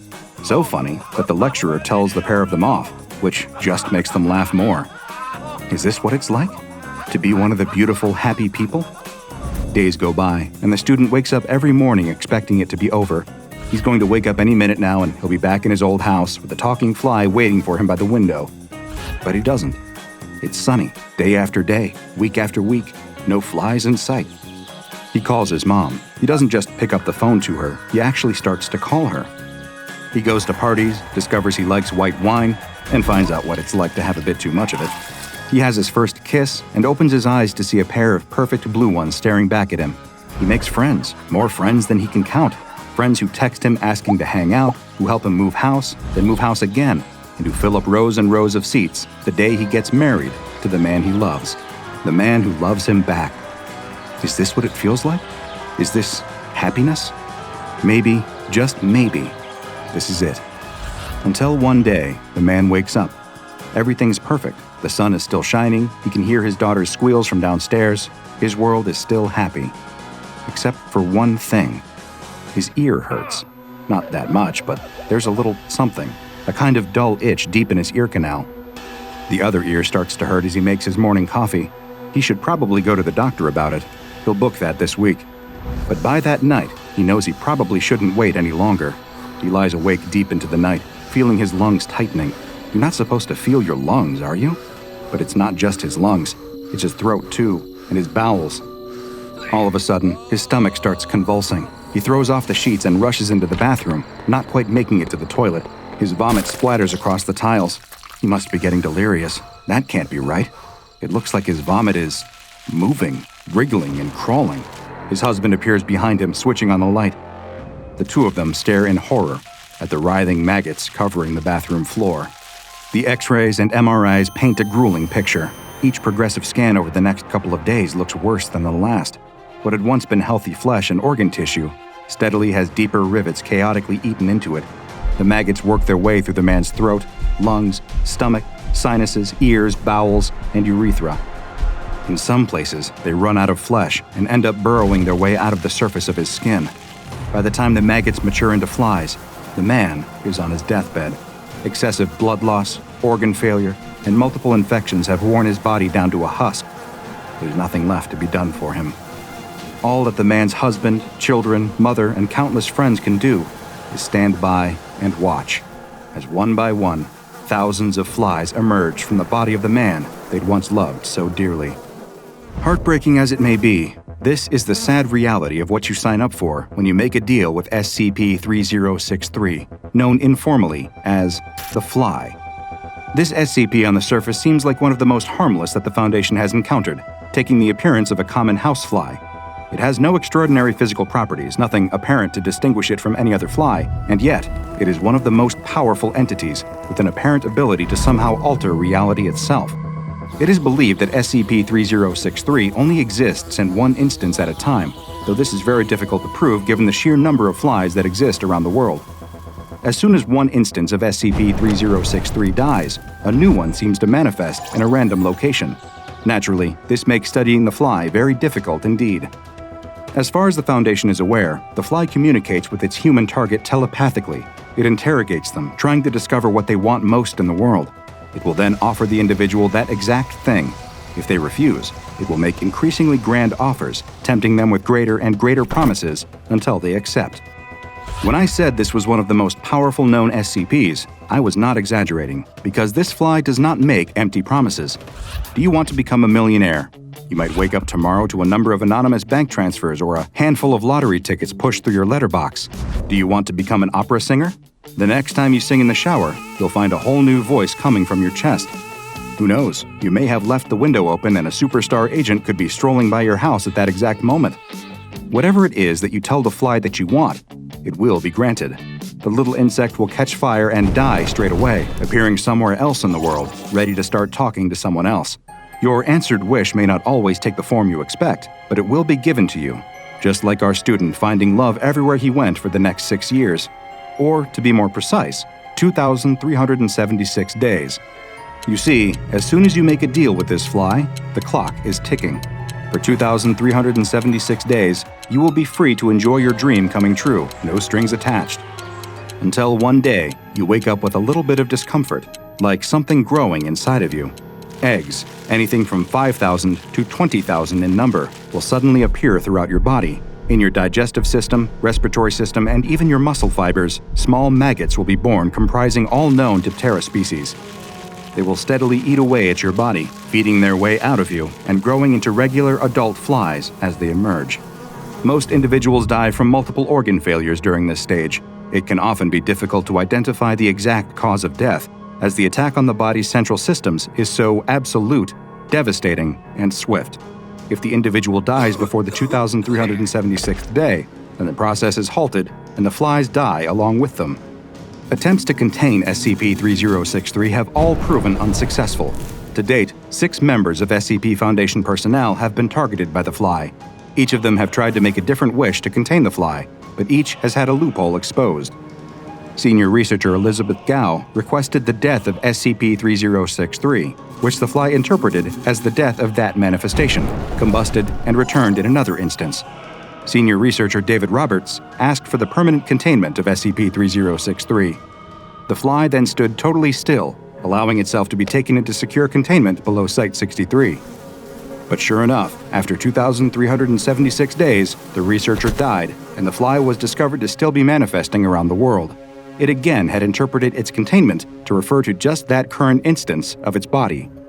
A later researcher requests knowledge of how SCP-3063 functions, at which point the fly combusted and a document containing all known information about SCP-3063, everything I am telling you now, appeared before the researcher, who later died. The penultimate test conducted by SCP personnel proved to be the most chilling. Dr. Patrick McGann asked the fly if it could provide clear, understandable knowledge of SCP-3063 other than knowledge currently possessed by the SCP Foundation.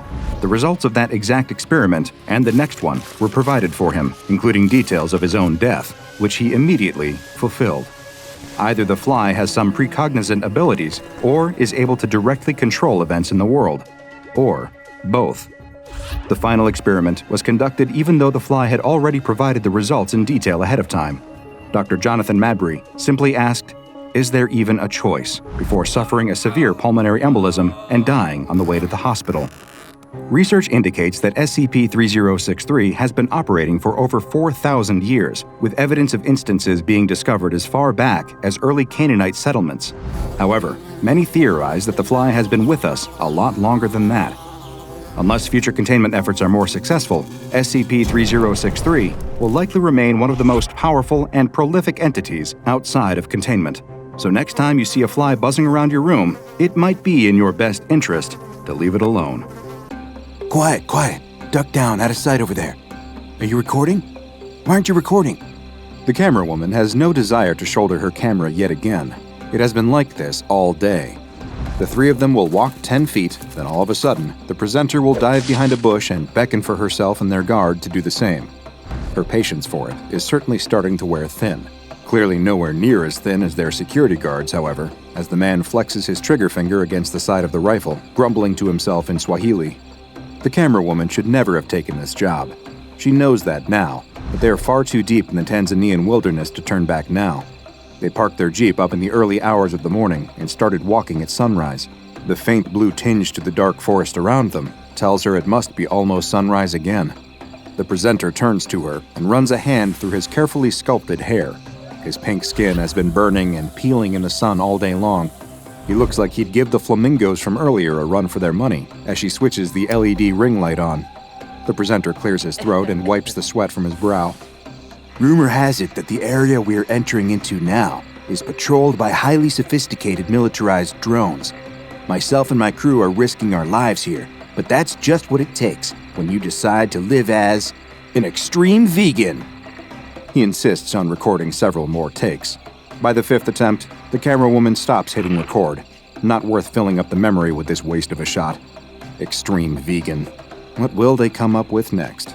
She had moved to Tanzania with dreams of working on documentaries with a capital D. Rich, beautiful shots of the world's most endangered animals basking by a watering hole or hunting to feed their starving cubs. Real footage, not this reality show nonsense. The presenter had touched down the previous day, immediately started asking about where the nearest fast food chain was, then threw a tantrum because the Wi-Fi in the hotel lobby was too slow. Bad as he was, he at least seemed mostly harmless. But their security guard. The camera woman glances over to him. The man seems more like a local thug with a gun than a trained professional. The studio must have been trying to save money hiring him. Goodness knows they were cutting costs hiring her to do video and audio. She should have smelled a rat and just said no. A light. It sweeps through the trees so quickly it almost catches the three of them. The camera woman hits the dirt just in time. The camera bumps awkwardly into her shoulder so hard she almost cries out. A mechanical whirring fills the night.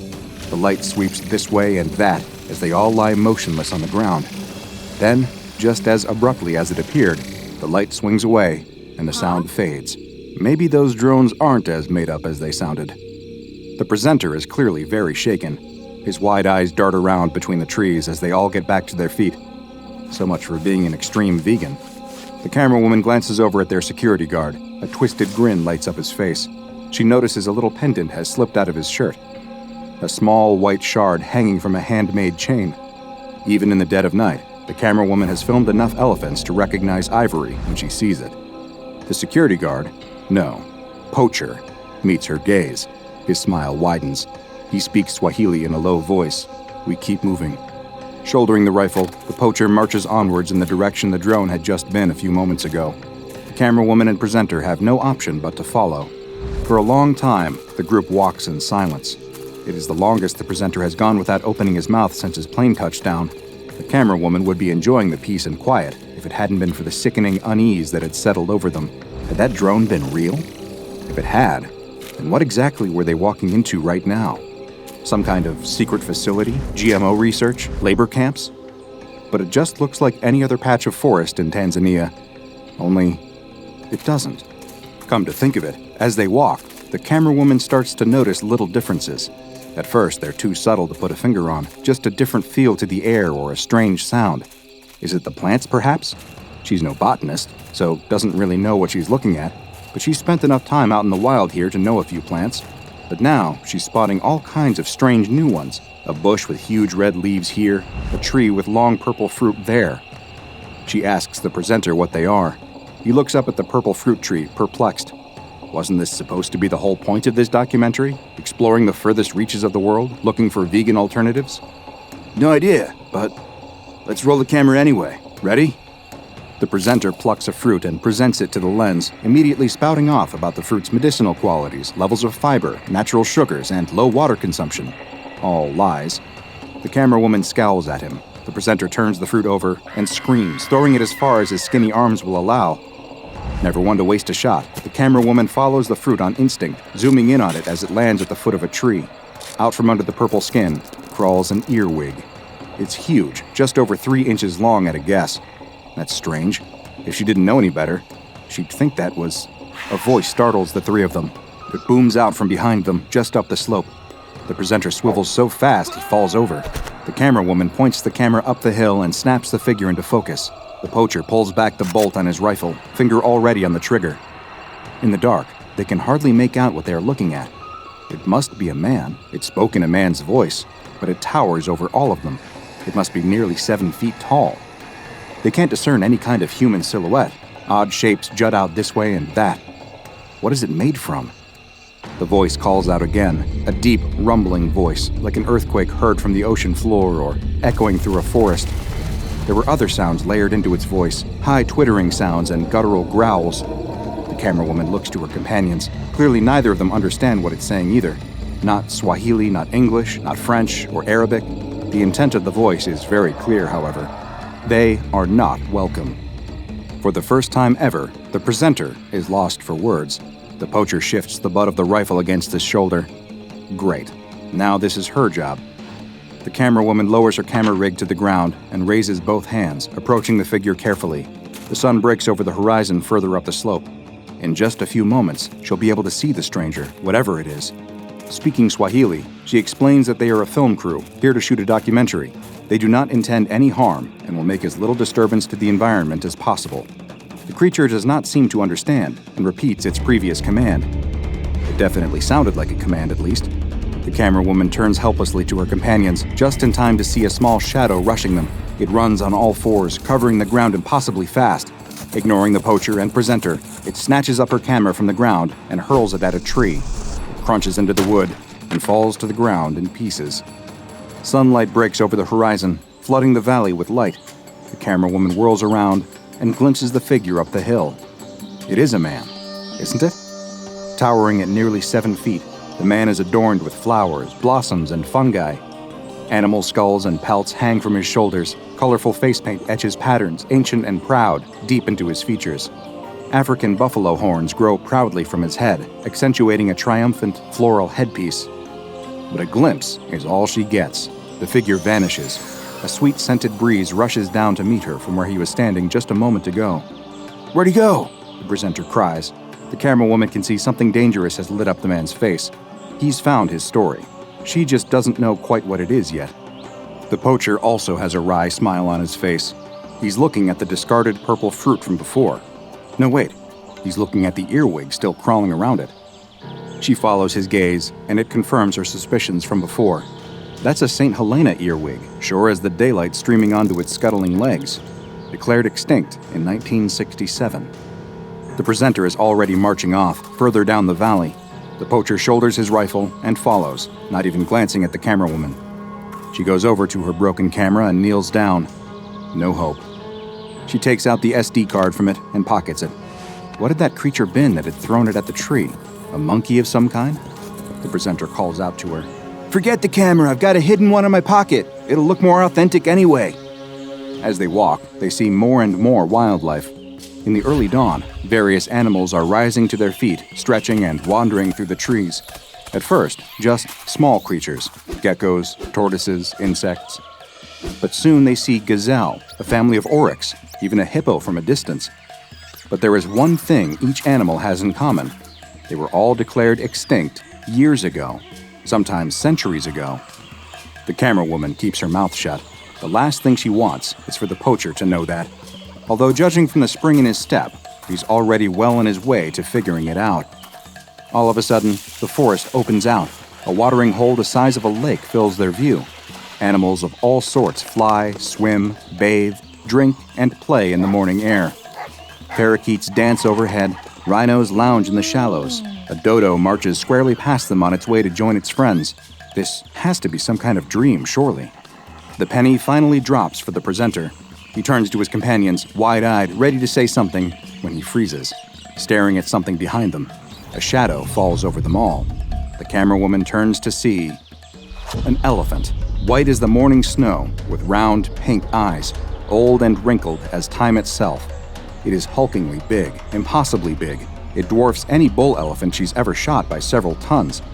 The giant walks slowly, one plodding step at a time, right past them. So close she can almost reach out and touch it. Every part of her wants to. Only she knows better. You don't interfere with nature. The elephant passes them and disappears into the woods.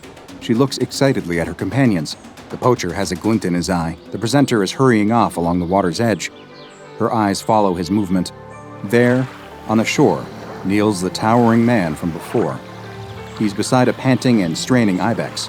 She's on her side, belly swollen, blood mixing with the lake's water. The camerawoman draws closer, watching the man stroke the animal's side gently. He cups a painted hand behind the animal's rump and delivers a baby effortlessly.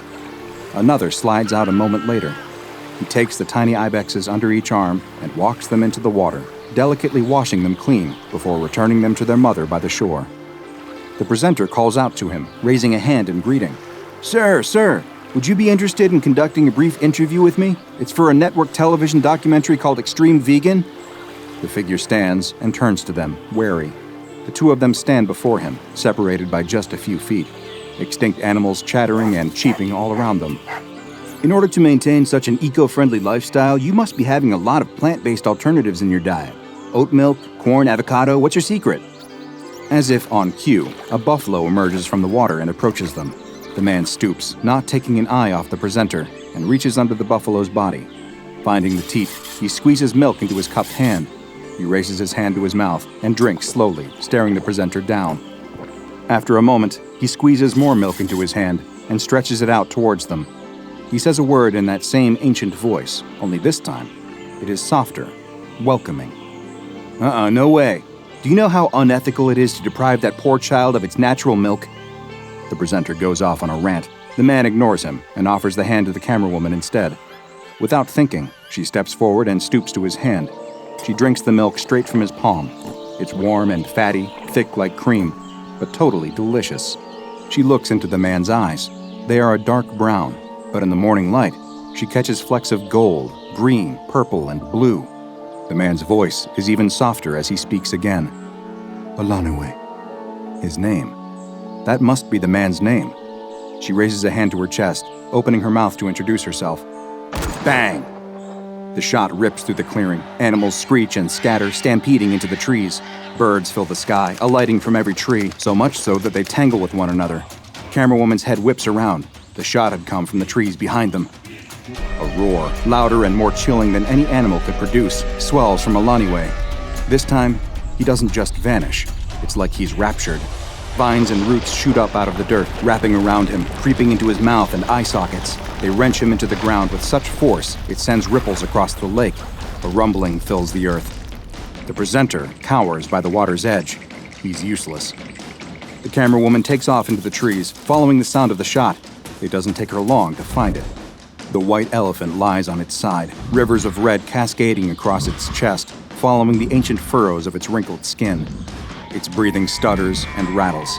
The poacher stands before the dying animal. He turns to the camera woman, an unhinged grin lighting up his face. He opens his mouth to speak, but from out of his throat bursts a stem, blood spraying high into the air. The camera woman watches in abject horror as the plant grows up through the poacher. Roots ensnare his feet and ankles. The stem pierces his lower back and emerges from his throat. Offshoots stab their way out of his ribcage and temples. In a matter of seconds, it is finished. Pink flowers bloom at the tips, the poacher's corpse suspended like some kind of grotesque puppet. Without a sound, Alaaniwe emerges from the trees and walks past the camera woman, past the poacher's body, and kneels by the elephant. He raises a hand to the creature's wound. The camera woman waits with bated breath. He's going to heal it. She can feel it. That's Alaaniwe's final power. He can save the elephant, surely. But the blood keeps flowing.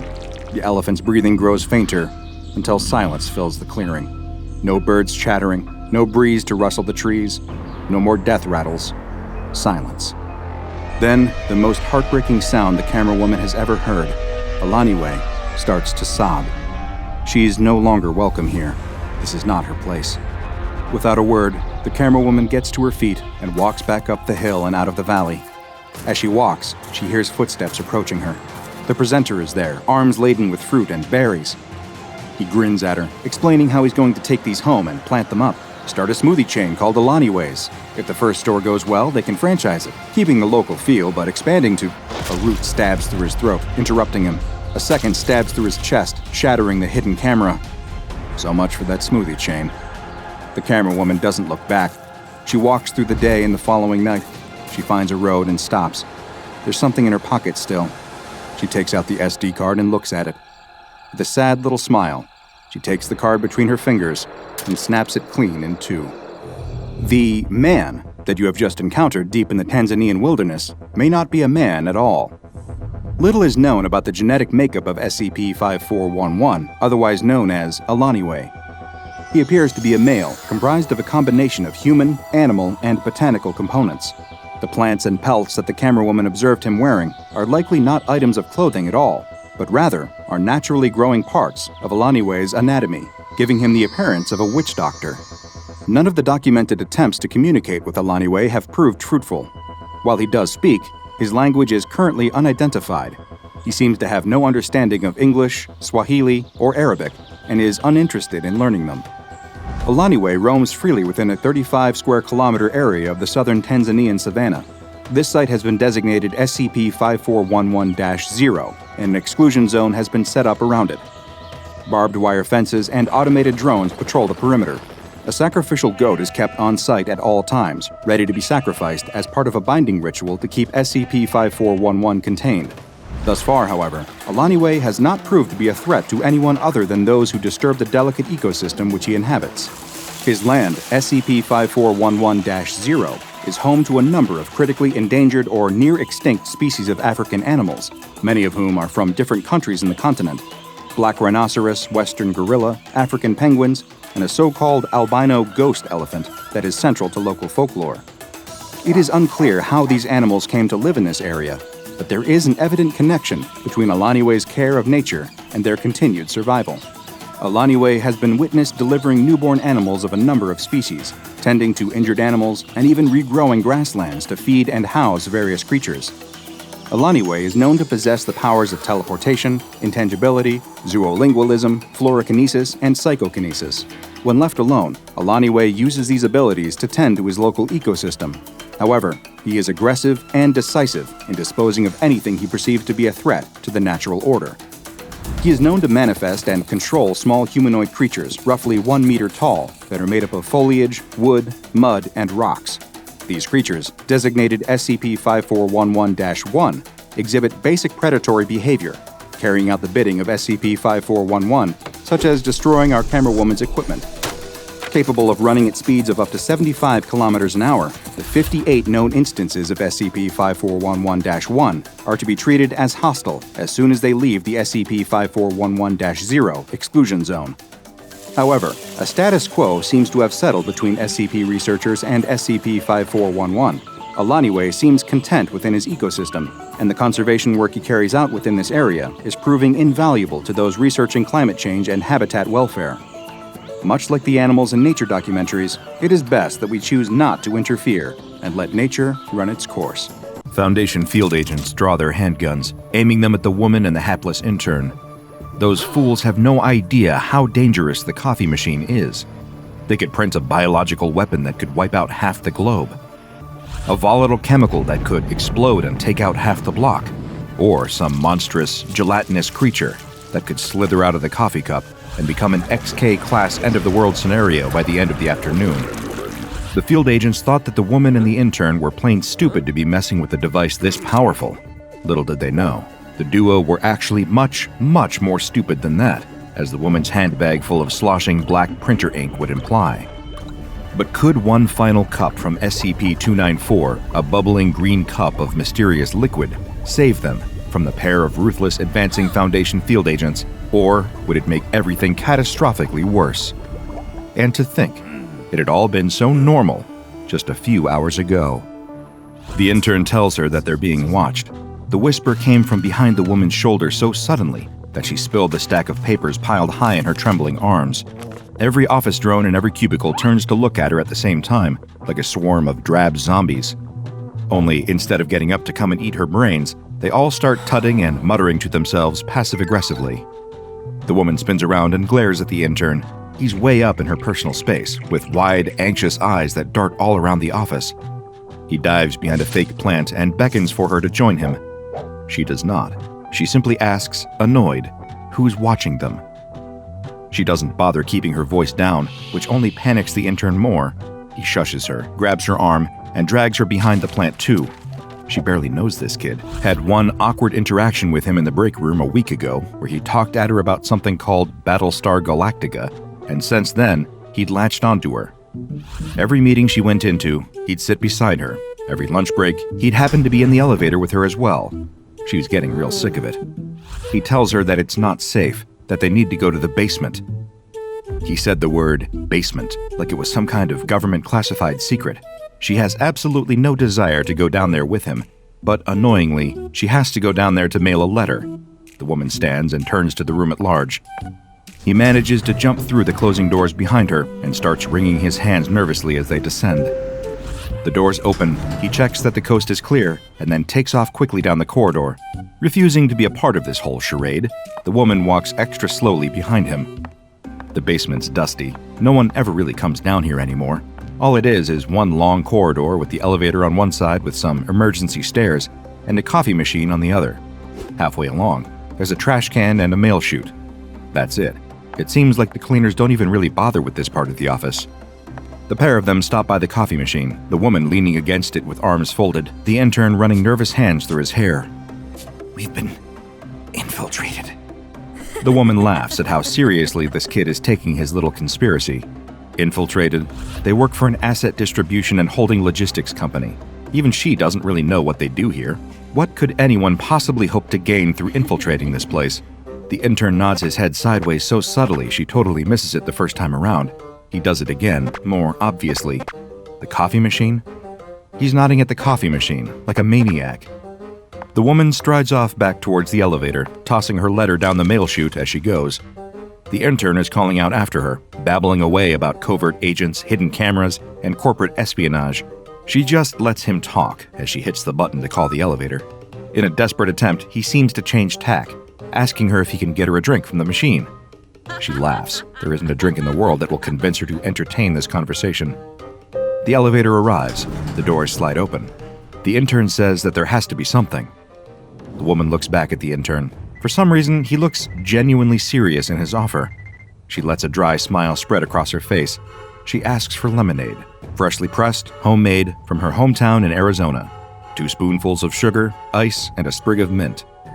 But to her surprise, as she steps into the elevator, the intern seems to take the whole set of instructions in his stride, punching them into a keypad on the coffee machine. The woman hits the button for her floor just as the drink starts pouring out of the machine into a paper cup. That's strange. It does look like lemonade from here. A sprig of mint drops into it as the doors start closing. The intern snatches up the cup and rushes across to her, but he's too far away. The doors are closing. The woman jams a foot in the door, and they open back up again. The panting intern stands in front of her, holding out the cup. Large ice cubes, a light fizz, and a sprig of mint. No way. She takes a sip, and a wave of nostalgia washes over her. Memories of childhood summers, of a world happier and brighter than this one, full of laughter, joy, and beauty, where grass tickled between her toes, the summer breeze gently cooled her back, and the sun lit up the world before her with warmth and hope. The woman looks up at the intern, surprise on her face.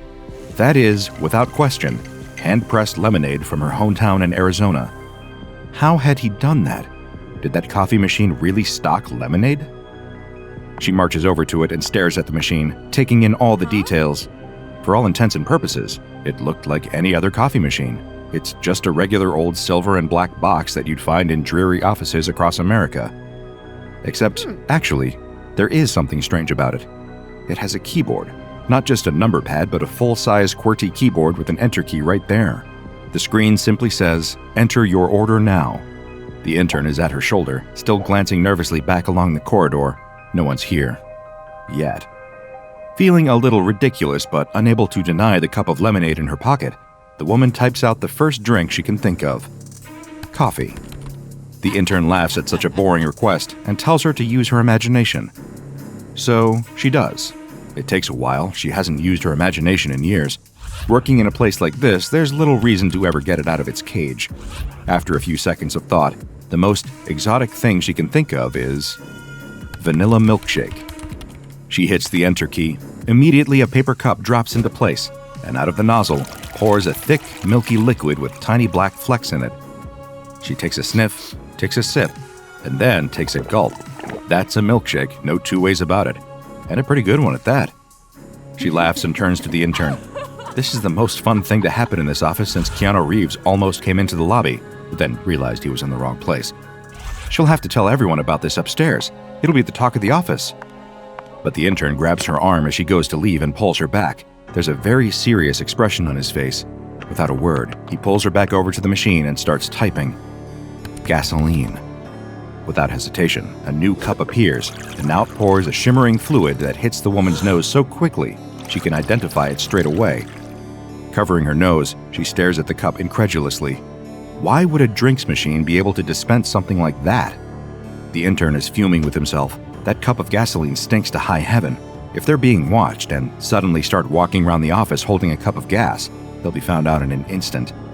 That reminds the woman. Wait, so who is it who's following you?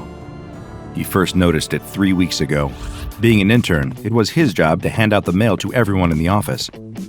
In a business spanning 13 floors, he was one of the only employees to actually regularly visit each floor. Most people would go to their same desks every day, sit next to the same people, then go home, blissfully unaware of the hundreds of others sitting above and below them. But not him. Every morning, the intern would do the rounds, going from bottom to top floor one by one, handing out the post to each cubicle.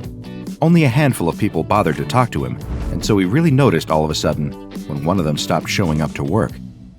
A mother in her mid-50s, stable life, stable marriage, she'd always been very warm towards him. But one day, when he rounded the corner, she was gone, replaced by a man in a very neat pressed black suit, dry cleaning tag still hanging from the collar. Not thinking too much of it, the intern had gone about his week a little sadder, but generally unconcerned. Unforeseen circumstances happen all the time, especially in an office this big.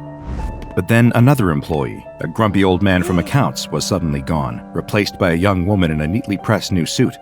The tag in the wastepaper basket by her desk had the same dry cleaner's logo on it. One by one, dozens of employees were being mysteriously replaced, and all of the workers, too zombified by their jobs, hadn't even noticed. These new employees could only be one thing: undercover agents. But whose undercover agents remained a mystery. The closest that the intern had got was when he overheard a pair of them saying something about a foundation, whatever that meant. The intern turns around and starts typing on the keypad. Gold.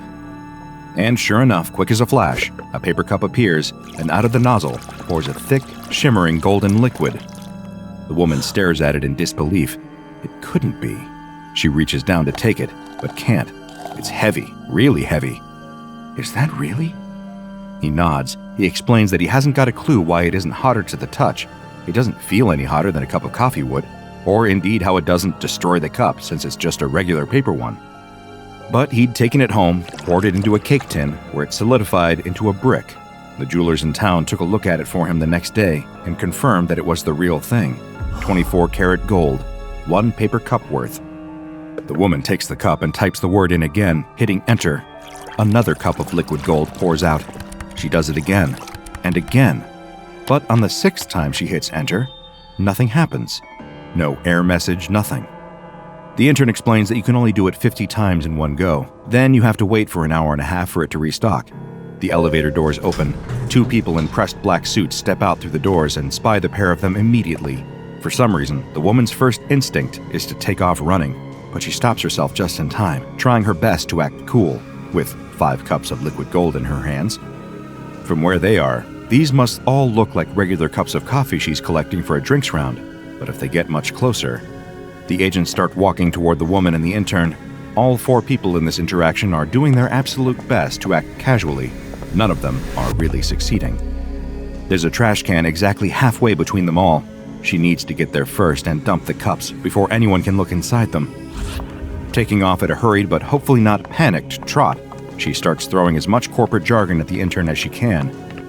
He falls into step beside her, engaging animatedly in the discussion of quarterly growth and stagnating markets. The trash can's getting closer. It'll be close. The agents stop and block off the corridor. Pretending not to see, the woman keeps walking, dumping the cups in the trash and trying not to think about how many thousands of dollars she's just thrown away. In the most confident and offhanded voice she can, she says, "Excuse me," and walks right between the agents and off towards the elevator. As the doors slide closed, she sees the pair of them going over to the coffee machine and looking at it curiously. "Do they know?" She mutters the words under her breath, trying her best not to let her lips move. No. The intern is trembling with fear. "Why are they here then?" The intern says nothing. Instead, getting out at her floor and walking pointedly over to her desk with her, he jabs a finger on a copy of the day's paper. 5.8 million worth of gold vanishes from locked bank vault. The woman's blood runs cold. She looks around the office for a quiet corner and pulls the intern across to it. So the machine wasn't just making gold from thin air. It was transmuting it from some other location. How much had the intern been stealing? He doesn't answer the question, instead just looking more and more nervous. In just 20 minutes during her lunch break, she had become an accomplice in the largest bank heist her city had seen in living memory, all while standing by a coffee machine. The nerves start to hit her in earnest now. Her eyes dart around the office, looking from face to face. There are a lot of pressed black suits around, a lot of eyes subtly looking back in her direction. She goes to sit at her desk. An hour passes as slowly as molasses. Her nerves build. Another hour. The intern appears at her desk suddenly and tells her the worst possible thing she could hear. He hasn't just been taking gold. Her head whips around to face him. He can't be saying all of this right here. They're being watched. Anything valuable I could think of that you can have in liquid form. Diamonds don't work. I've tried, but anything liquid. The problem is, it's all clearly come from somewhere. Banks, government facilities, research stations. They must have triangulated that everything going missing has happened near here. She hushes him as quickly as she can, but it's too late. From the subtle movements that employees across the office are making, it's clear that they're onto them. She needs to come up with a plan fast. What can she do? What can she do? She looks this way and that. Only one thing sticks out to her. A little red switch on the wall. She punches the fire alarm, and in an instant, the alarm blares throughout the building. Sprinklers blast her with cold, stinking water, and people all across the floor cry out in surprise. The assistant to the regional manager gets up and begins conducting the fire procedure with his usual enthusiasm, to the groans of all the employees. In the chaos, the woman grabs her handbag along with the intern's arm and rushes him down the stairs. They push their way through the swarm of drab suits, apologizing the whole way. If anyone follows them here, they'll be breaking cover. Should buy them a moment to... The The woman kicks open a side door and drags the intern after her. It's quiet down here. They'll take the back route to the basement. It should be empty down there. She hasn't got the heart to tell the intern that she doesn't have a plan, she's just winging it. Glancing over her shoulder, she spies a couple of faces peering at her through the door they'd just come through. It's the agents that had seen them at the coffee machine earlier. They'll need to be quick. Running down the flight of stairs to the basement, the woman and the intern rush over to the machine, panting hard. She orders him to put in as many orders as he can. The intern looks baffled. What does she mean?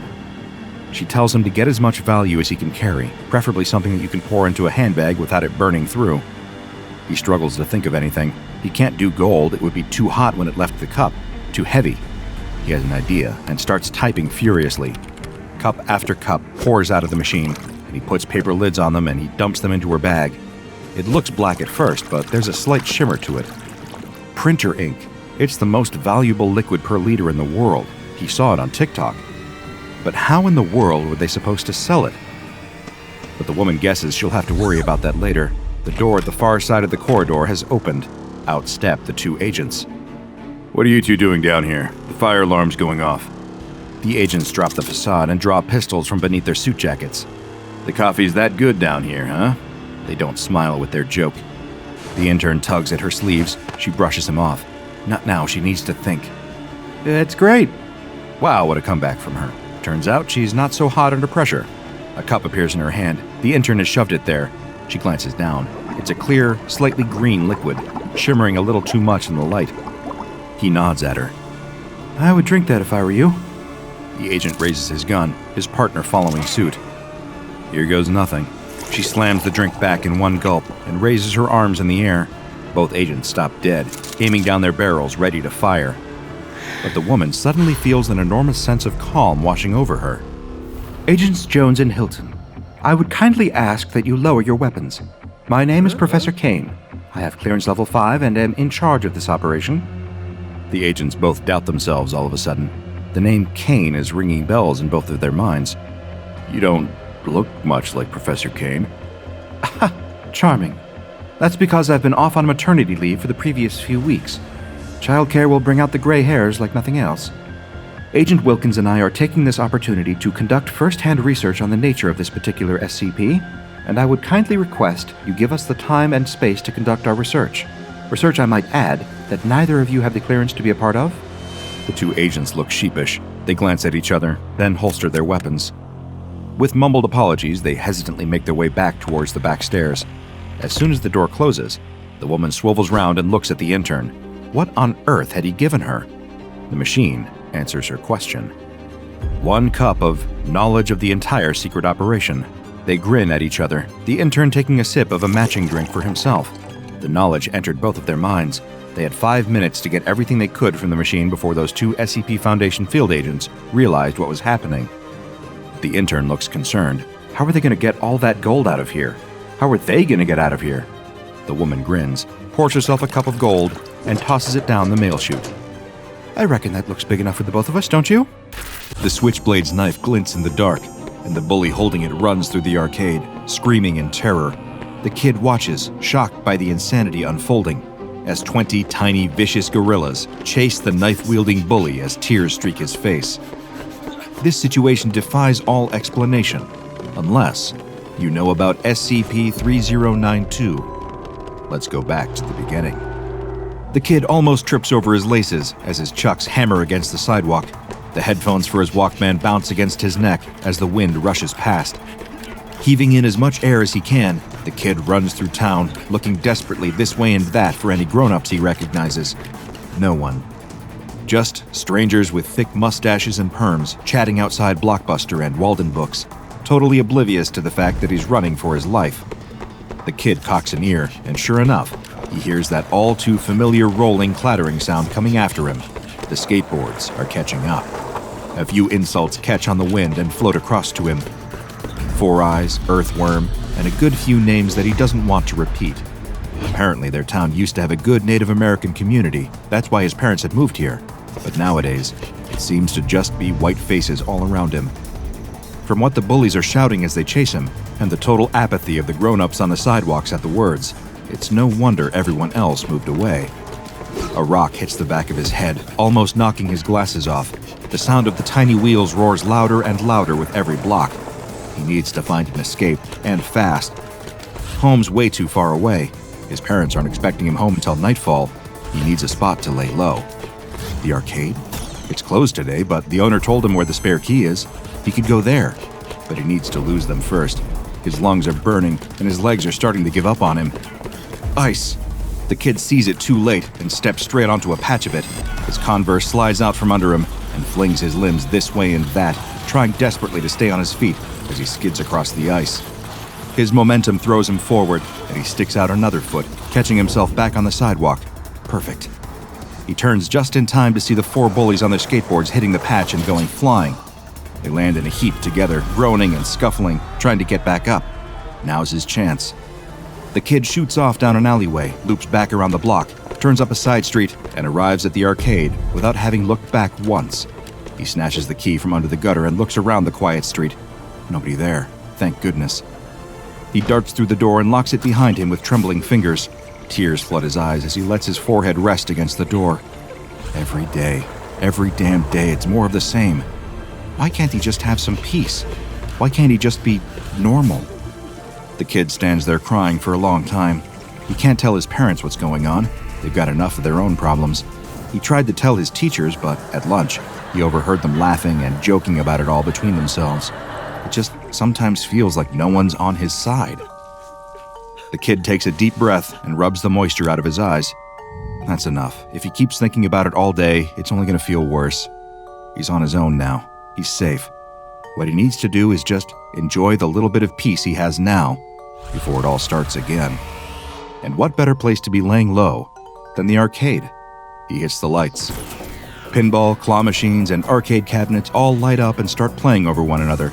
Air hockey, basketball hoops, and foosball all beep at him invitingly. He can't help but let a smile spread across his face. He walks across the carpet looking this way and that at Frogger, Pac-Man, Galaga, Donkey Kong.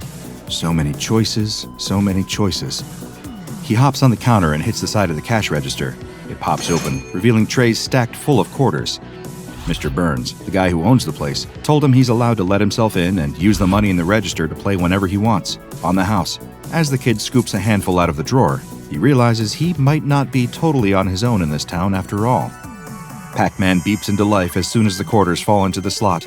He grabs the joystick and stares intently at the screen, darting this way and that through the maze, munching. Try as they might, the 4 ghosts just can't catch him. The kid grins. All that time running from 4 bullies wasn't quite for nothing, was it? But after a couple of levels, he gets bored. He always plays Pac-Man, so much so that he's memorized his route through the first few levels. Kinda takes the fun out of things a bit. He lets the ghosts around him and watches Pac-Man swirl away into nothing. Frogger isn't much better. He never really clicked with this one for some reason, just felt too stop-start. He lets the frog get run over and stands back, letting out a sigh.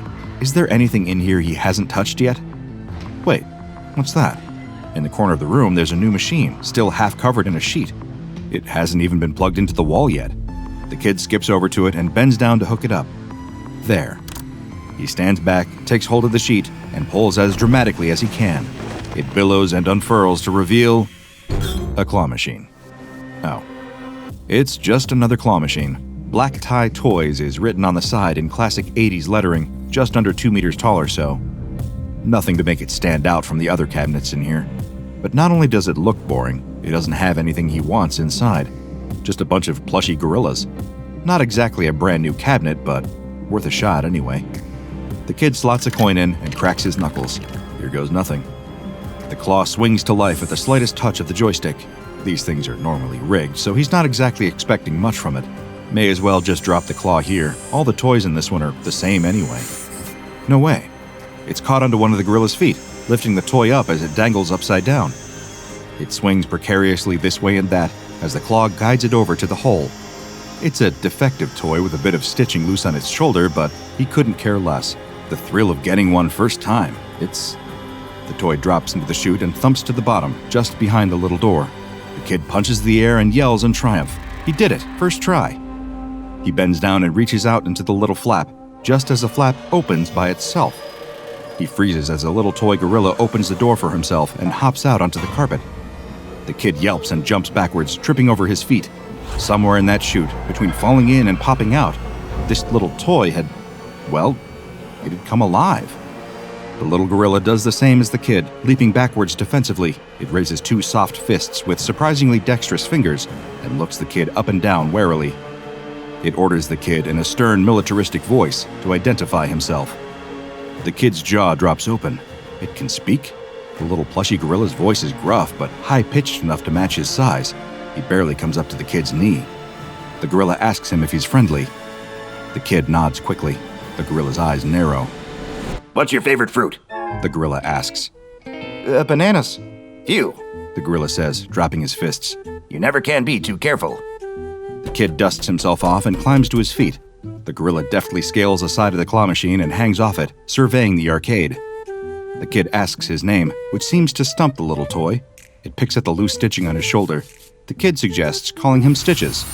The gorilla salutes at the sound of his new name. All right, kid, what's the operation? Give me the sit rep. Operation? Sit rep? The kid stands there, nonplussed for a moment. Well, they're in an arcade.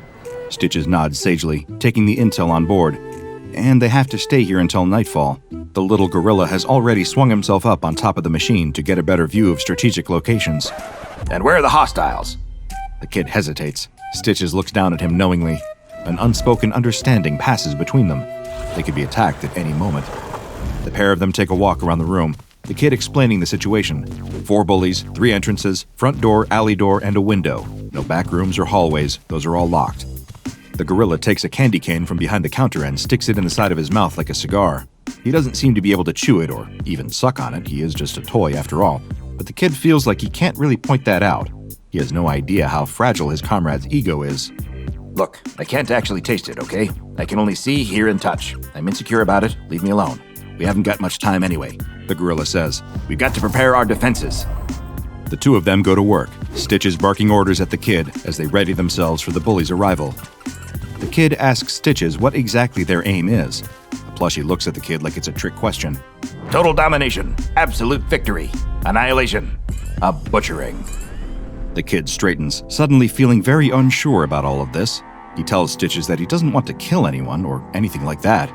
Kill? The little gorilla falls backwards off the coin machine in surprise. Kill? No. What's wrong with you? Of course not. We're gonna tickle, bamboozle, inconvenience, and bonk. Where those things fit within the confines of the Geneva Convention, of course. Bang, bang, bang! The hammering fists on the door are so loud that it shakes on its hinges. They've barely had 10 minutes to get ready. That's not fair. The kid can see the shadows of feet blocking the streetlight. His knees go weak almost straight away at the sound of their cat calling through the cracks. They've found him. He could make a break for the alley door. If he's quiet enough, he could... But it's too late. As he looks at the fire escape, he can see another pair of legs blocking his exit. No point jumping out of the window. They'd see him straight away and have him blocked off from both sides. He looks down at his squishy little companion. They have no choice. It's time for guerrilla warfare. The front door crashes open, splinters of wood flying everywhere, and 3 of the bullies storm in. Front and center is their ringleader, dressed in all-black skater clothes with a constant sneer on his face. He must easily be a good foot taller than the kid, but even he looks small standing in between the twins, hulking egg-shaped boys with no hair on their heads or glints in their eyes. The banging noise behind the kid tells him that the 4th bully is trying to kick his way through the alley door. They don't have time to deal with that now. The twins are storming over to him like a pair of freight trains. His legs are really shaking now. He needs to move, but Stitches is gone. That loyal gorilla had been at his side just a moment ago, but as soon as trouble arrived, he disappeared, just like they always do. The twins are nearly upon him now. The kid doesn't have a choice. He takes a deep breath and closes his eyes, ready for a beating. Yeah! The primal scream fills the arcade. Out of the rafters, a tiny toy gorilla swings down on a loose cable, heading straight for the twins' faces. Their round faces barely have time to go from angry to confused before the cuddly toy is on top of them, pummeling them with its soft fists. Turns out those fists aren't worth much in a fight. Twin 1 pulls the ape off his face and holds it at arm's length. 2 of them stare at Stitches, who's swinging his fists wildly through thin air. Apparently lacking the brainpower to be stunned that an inanimate cuddly toy has gained sentience, Twin 1 tosses Stitches over the arcade cabinets, and the pair of them continue their advance. Except the distraction worked just long enough. The kid grins and runs around the cotton candy machine, which by now is rumbling and banging, letting out a thin plume of smoke. His smile falters as they close in on him. Any second now. But the twins are closing in on him, thick arms outstretched to grab him when... bang! The cotton candy machine explodes. Hot, sugary webbing bursts out in all directions, wrapping around the bullies and missing the top of the kid's ducking head by less than an inch. He can't believe that actually worked. Taking a step back to survey the damage, he looks down at the enormous twins, bound up in cotton candy and arguing with each other. The alley door crashes open, and the fourth bully rushes in. He's skinny, with tattoos all down both his arms. Looking at him now up close, the kid reckons he must be a good 10 years older than the other bullies. Why he's still hanging out with high school kids is anyone's guess. The kid gulps. He's only got one more trick up his sleeve, but 2 bullies left to go. The ringleader's disappeared somewhere. He can't worry about that now, though. He just has to focus on the old one. The man is leering at him from the back of the arcade. He reaches round to his back pocket and pulls out something small and shiny. Flicking open the knife blade, he spins the blade around between his fingers and winks at the kid. He feels all the blood leave his face. This isn't a game anymore. He needs to get out of here. The kid makes a break for it, running towards the open front doors, but in a flash, the old bully is in front of him, playing with the knife and smiling that same sinister smile. He tries to run back the other way, to the alley door, but the bully is blocking him again, before he can even take a few steps. How is he that fast? Be calm, think. The kid reaches into his pocket. Here goes nothing. He turns to run back to the front doors, but this time throws the pinballs all across the carpet. For a second, it looks like it hasn't worked. The old bully steps in the gaps between the pinballs. He looks down to see them all there scattered around in front of him, but too late. His foot is already landing on about 5 metal balls that all shoot out from under him. He goes flying, crashing right into a Galaga machine head first. His leg twitches a couple times, and he goes still. The knife flies out of his hand, arcing through the air, spinning round and round and round, before landing with a gentle thud on the soft carpet. A sneaker treads onto the handle, a sneaker attached to a hairy leg sticking out of a pair of cord pants. The ringleader bends over to pick up the blade, flicks it open, and holds it against the neck of the little gorilla clutched in his arms. It would almost look funny, the bully threatening a cuddly toy, if the toy wasn't writhing around in fear. The kid cries out in panic for the knife-wielding bully to put his plush gorilla friend down. He's got nothing left, no more tricks up his sleeve. It's over. The bully just grins maniacally at him and pushes the knife harder against the squishy neck. He's got stitches by the shoulder of his arm, just above where the stitching is coming loose. The bully's back is to the cash register. On the wall behind him, dozens of giant cuddly prizes hang lifeless. The bully hisses that the kid is gonna pay for making them run all over town. The kid nods his head. He will, he promises. They can beat him up or whatever they like, just don't hurt Stitches. The bully laughs at the gorilla's name. You gave him a name? You're such a loser. Couldn't come up with anything better than Stitches. What does that name even mean? Let me show ya, the gorilla yells. Twisting away from the blade, he reaches into the gap in his shoulder, crying out in pain, and pulls out handfuls of stuffing, throwing them up into the bully's face. It doesn't do much, but it's enough to distract him. The kid seizes his chance, dashing forward and shoving the bully square in the chest, knocking him backwards and freeing Stitches. The little gorilla runs off to safety straight away. The kid can hardly believe what he's seeing. The bully is getting to his feet now, knife still in hand, snarling, but almost immediately, his snarling is drowned out by the sound of a shrieking primate, then another one. Both kid and bully wheel round to see Stitches swinging across the wall of stuffed toys, giving them high fives. As soon as he touches each of them, they transform, falling and turning into crazed gorillas, all of them rushing straight at the bully. His eyes widen in terror. He turns on his heel and runs out through the open doors, pursued by a small army. He lashes out wildly as he goes, striking one of the gorillas down. Stitches and the kid chase him to the doorway and watch as the little toy gorillas chase the bully off into the night, swinging on lampposts and leaping over cars. Good thing he ran. Stitches climbs up onto the kid's shoulder, popping his candy cane cigar back into his mouth. Our fists are about as hard as Hello Kitty's. Let's see how long it takes him to figure that one out. A whimper behind them sobers the moment. Turning around, they see the body of the gorilla toy that the bully punched as he left. It lies slumped on a pinball machine, stuffing bursting from its chest. Plumes of cotton cover the glass. Stitches buries his head in the kid's neck, sickened and devastated by the casualty. The dying gorilla looks at him with beady little eyes. It raises a dramatic hand towards him. breathing in shaky gasps. Mr. Stitches, I don't feel so good. Like a community theater actor doing Shakespeare, the little toy dies a dramatic death. Throwing his head back, he takes one desperate gasping breath and falls still. The kid stands there in shock, except the little gorilla does seem to be breathing, very lightly, as if pretending he's dead. The kid sidles up to the cabinet and pokes him. Hello? He pokes the gorilla again. It opens one eye and looks at him, annoyed. I'm out of the game. Leave me alone. Stitches hits the kid on the side of the head. Hey, let him be out of the game in peace. Show some respect. Sorry. The kid clasps his hands together in humility and stands by the pretend dying gorilla.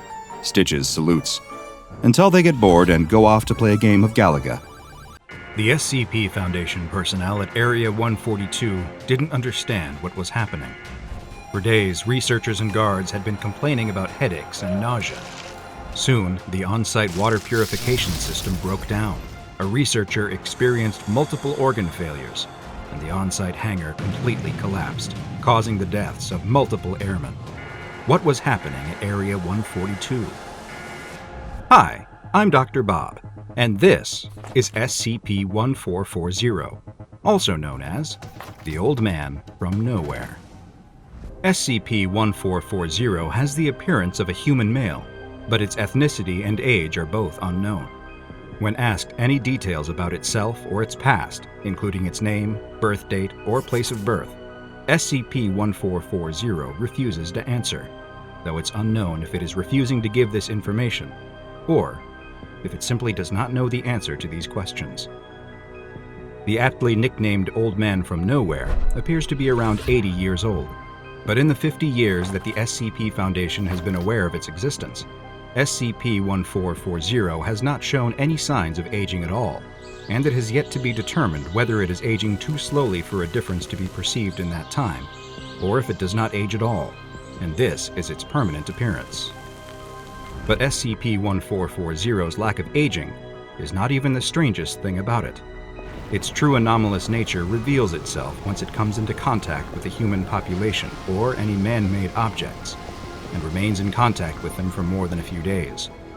After several days of exposure, an acute adverse effect on anything and everything directly connected to humanity occurs in the vicinity of SCP-1440. Destructive events begin to happen and grow increasingly disastrous until the man-made objects are destroyed or the people in close contact are killed.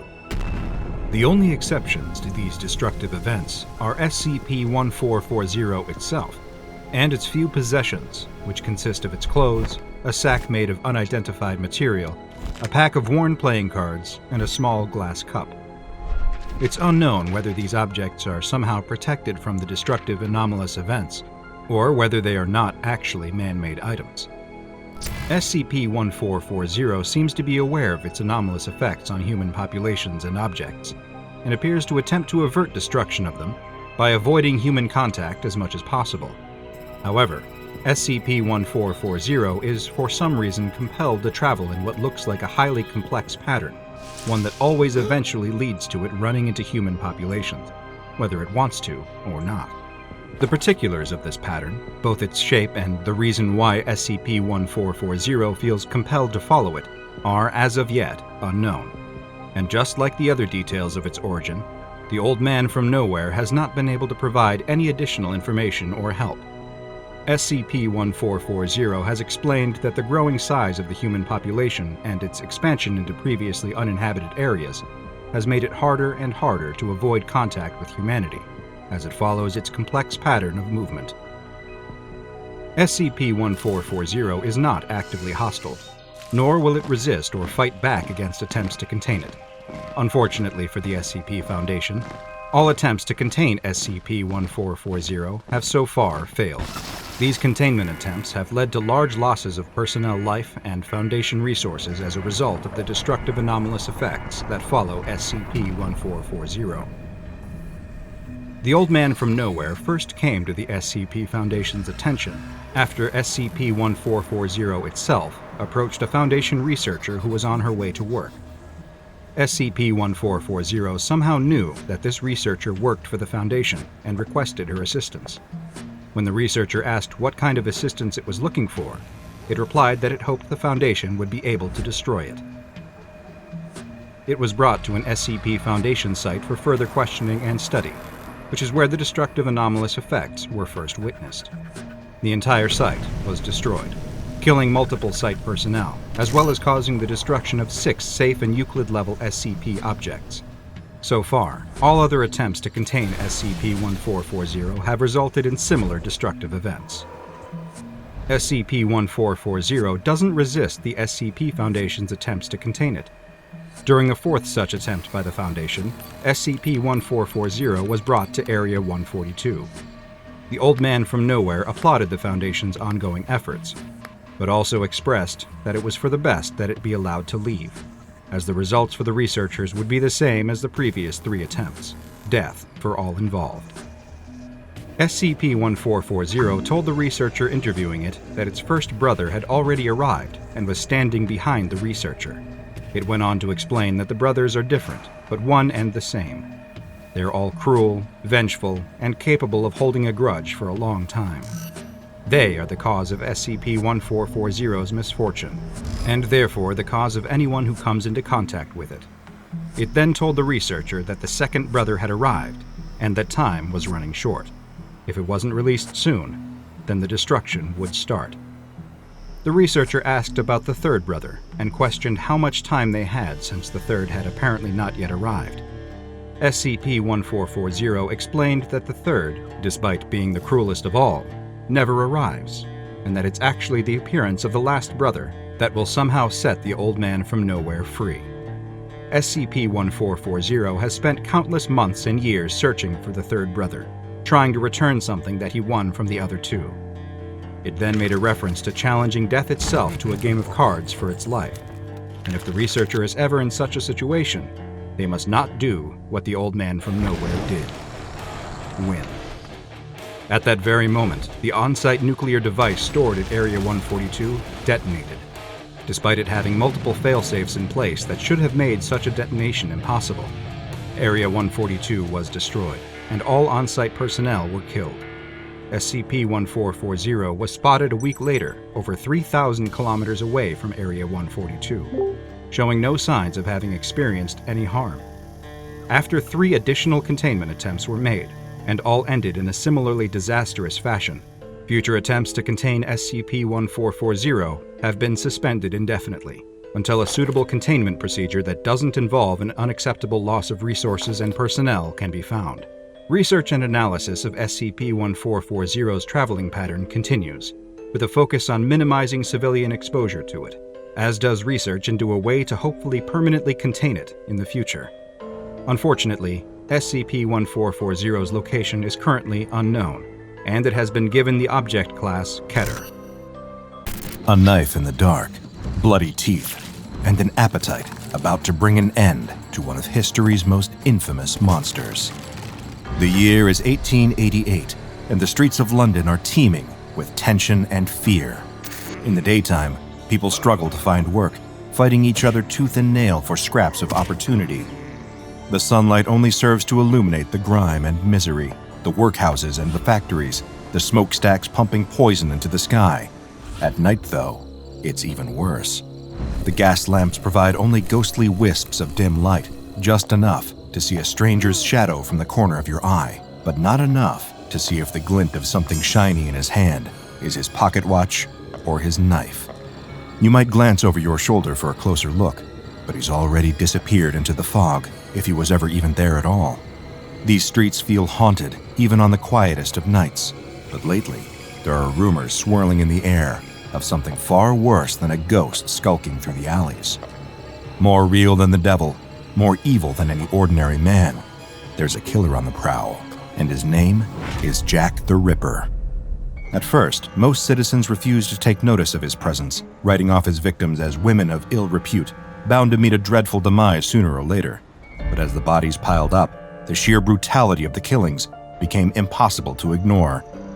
Now, everyone is on edge, particularly if their daily business takes them to London's East Side, where the murders began. Once hoped to be a place of opportunity for those traveling to London from afar to seek their fortunes, Whitechapel has become a den of sin and terror. No one can breathe easy here, not until the Ripper is caught, if he ever is. There are theories, of course, accused noblemen, surgeons, butchers, and doctors. Whoever the culprit is, one thing is certain: he knows his way around a knife. Still, no one suspect seems to stick, and no one theory is compelling enough to lead to an arrest. Privately, behind locked doors where no policeman can hear them whispering, the people of Whitechapel are beginning to wonder whether the Ripper will ever be found. Perhaps this nightmare won't cease until the streets run red with blood. But even in the middle of hell on earth, day-to-day matters must still be attended to. So even as he worries for the lives of his customers and his own livelihood, the owner of a local pub posts a job listing, seeking a new cook. He doesn't need anything fancy, he can't pay for much, just a fellow who knows his way around a kitchen and can cook up decent enough food without accidentally slicing his fingers off. Still, he's not sure there's anyone out there who would be too happy to take a job so close to Jack the Ripper's domain at the moment. But the next day, as he comes in to unlock the doors and set up for the day, he finds an applicant waiting for him outside, grinning ear to ear. He's a massive fellow, towering over the pub owner at a height he's never seen before outside of a circus performer on stilts. But he greets the pub owner with a firm handshake and follows him inside, though he has to hunch a great deal to fit through the door. It's not as if there's a line of applicants out the door, so the pub owner goes ahead and hires him as the new cook. The cook is a Frenchman, but he won't hold it against him. That night, when the pub opens for business, the new cook gets right to work. From his disposition, one would never know he's working for pennies in a dingy pub in the most dangerous part of town. He bustles around the modest kitchen, chopping meat and singing in a warm, loud voice that carries through the whole building, bringing some much-needed cheer to the exhausted customers. Pretty soon, they get a taste of the new cook's work: mutton and potatoes and juicy meat pies. Whoever this new worker is, the crowd is pleased to have him around. The owner does advise the cook to stay in the kitchen, though. His food and his singing may be popular, but his appearance might frighten the already skittish regulars. There's plenty to be afraid of these days, no need to add a giant to the mix. When the pub closes up for the night, the owner stops for a moment to chat with his new cook. He can't help but be curious about the man, where he came from, what brought him to London. The cook tells him, tearfully, that he was once a soldier in the French army, but that he lost his military career following a tragic accident he refused to disclose the details of. After that, he worked in a circus, then as a private chef in the home of a wealthy French family, until he was thrown out over a forbidden love affair with his boss's daughter. The pub owner isn't sure he believes a word of it, but he nods along just the same. He asks the cook when he first arrived in London. The 1st of April, he says, and with that, he heads off home, leaving the pub owner alone with his thoughts, the color draining from his face. April 1st was only 2 days before the first Jack the Ripper victim was discovered. It couldn't be. Could it? As the pub owner embarked on his journey home, he replayed the image of the cook's work that night over and over in his mind. The man was plenty competent with a knife, that was certain. He was strong enough to kill quickly, too. With those hands, he could squeeze the life out of someone before they even got the chance to scream. He could have done it. But why would he? He seemed like such a friendly man, odd though he was. And he was odd, almost frightening. He had clearly lied about his past as well. What reason would he have for doing that, if not to conceal a dark and terrible secret? The pub owner lies awake all night, horrific visions of his new cook keeping him from sleep. The next day, the pub owner's suspicions begin to fester and grow. He notices things he didn't pick up on before, the strange way the cook always speaks through his teeth, the deft way that he handles a butcher knife, slicing through the cuts of meat that he brings to the pub himself. What butcher is he going to? Where's he finding so much meat in such scarce times? The owner shudders at the possibilities. His customers are starting to take notice of his change in attitude, too.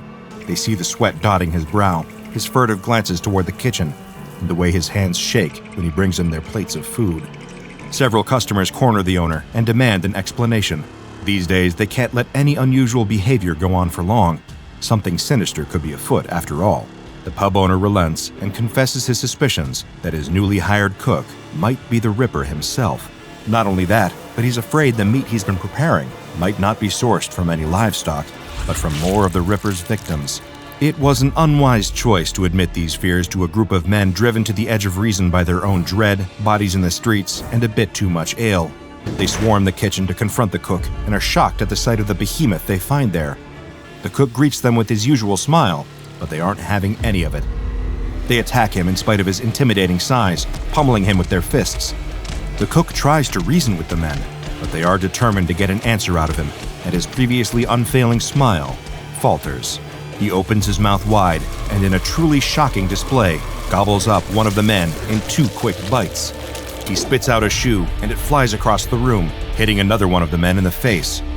There's silence for a long moment, and then sheer pandemonium. The surviving men tear out of the pub, spilling into the streets in a drunken, panic-stricken mob. Wiping his mouth, the cook turns to see his boss, staring at him with wide eyes, frozen to the spot in fear. With a polite bow, the cook gives his resignation, apologizes for the disruption, and turns to see himself out. Meanwhile, the pub patrons are cornering a policeman, demanding he follows them to the location of a giant, man-eating monster who they believe to be the Ripper. The policeman laughs in their faces and advises them to head home and sleep off their drinks before they get themselves into any more trouble. With a full belly, but without a job, and without anywhere else to go, the cook ducks out the door to the pub and begins to stroll slowly down the dark, dingy streets. Up ahead, he sees a woman walking alone. She drops something on the ground, a small coin purse. She doesn't notice it fall, and keeps walking. But the cook is very much a gentleman, in spite of his cannibalistic indiscretion before. He hurries over and bends to pick it up. When he looks back at the woman, he sees a man creeping up behind her. The shadowy man draws a knife and lifts his arm, preparing to strike. The cook cries out to warn the woman, and she turns, letting out a blood-curdling scream at the sight of both the would-be killer and the giant, with blood still dripping from his chin. She picks up her skirts and runs as fast as she can, disappearing down a nearby alley and out of sight. The cook still holds her coin purse in his massive hand, but there's no way she'll come back to retrieve it now.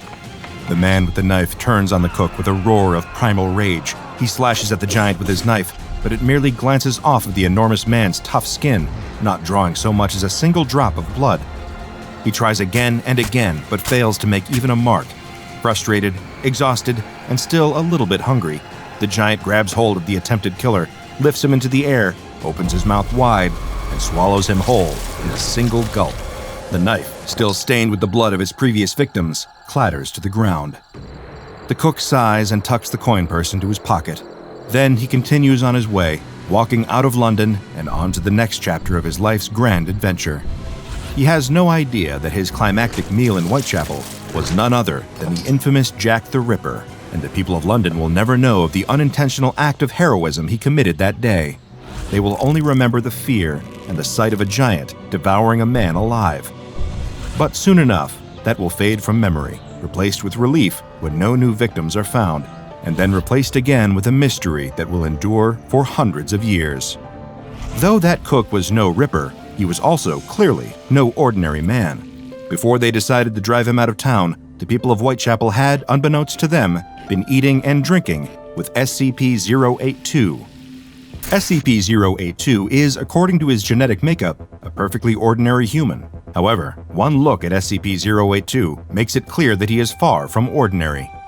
Some sort of external process has caused him to grow to an enormous size, standing at 8 feet tall and weighing around 700 pounds. Foundation researchers are divided in opinion over the exact cause of SCP-082's unique proportions. Some theorize that it is some sort of mutation. Others propose an extreme hormone imbalance.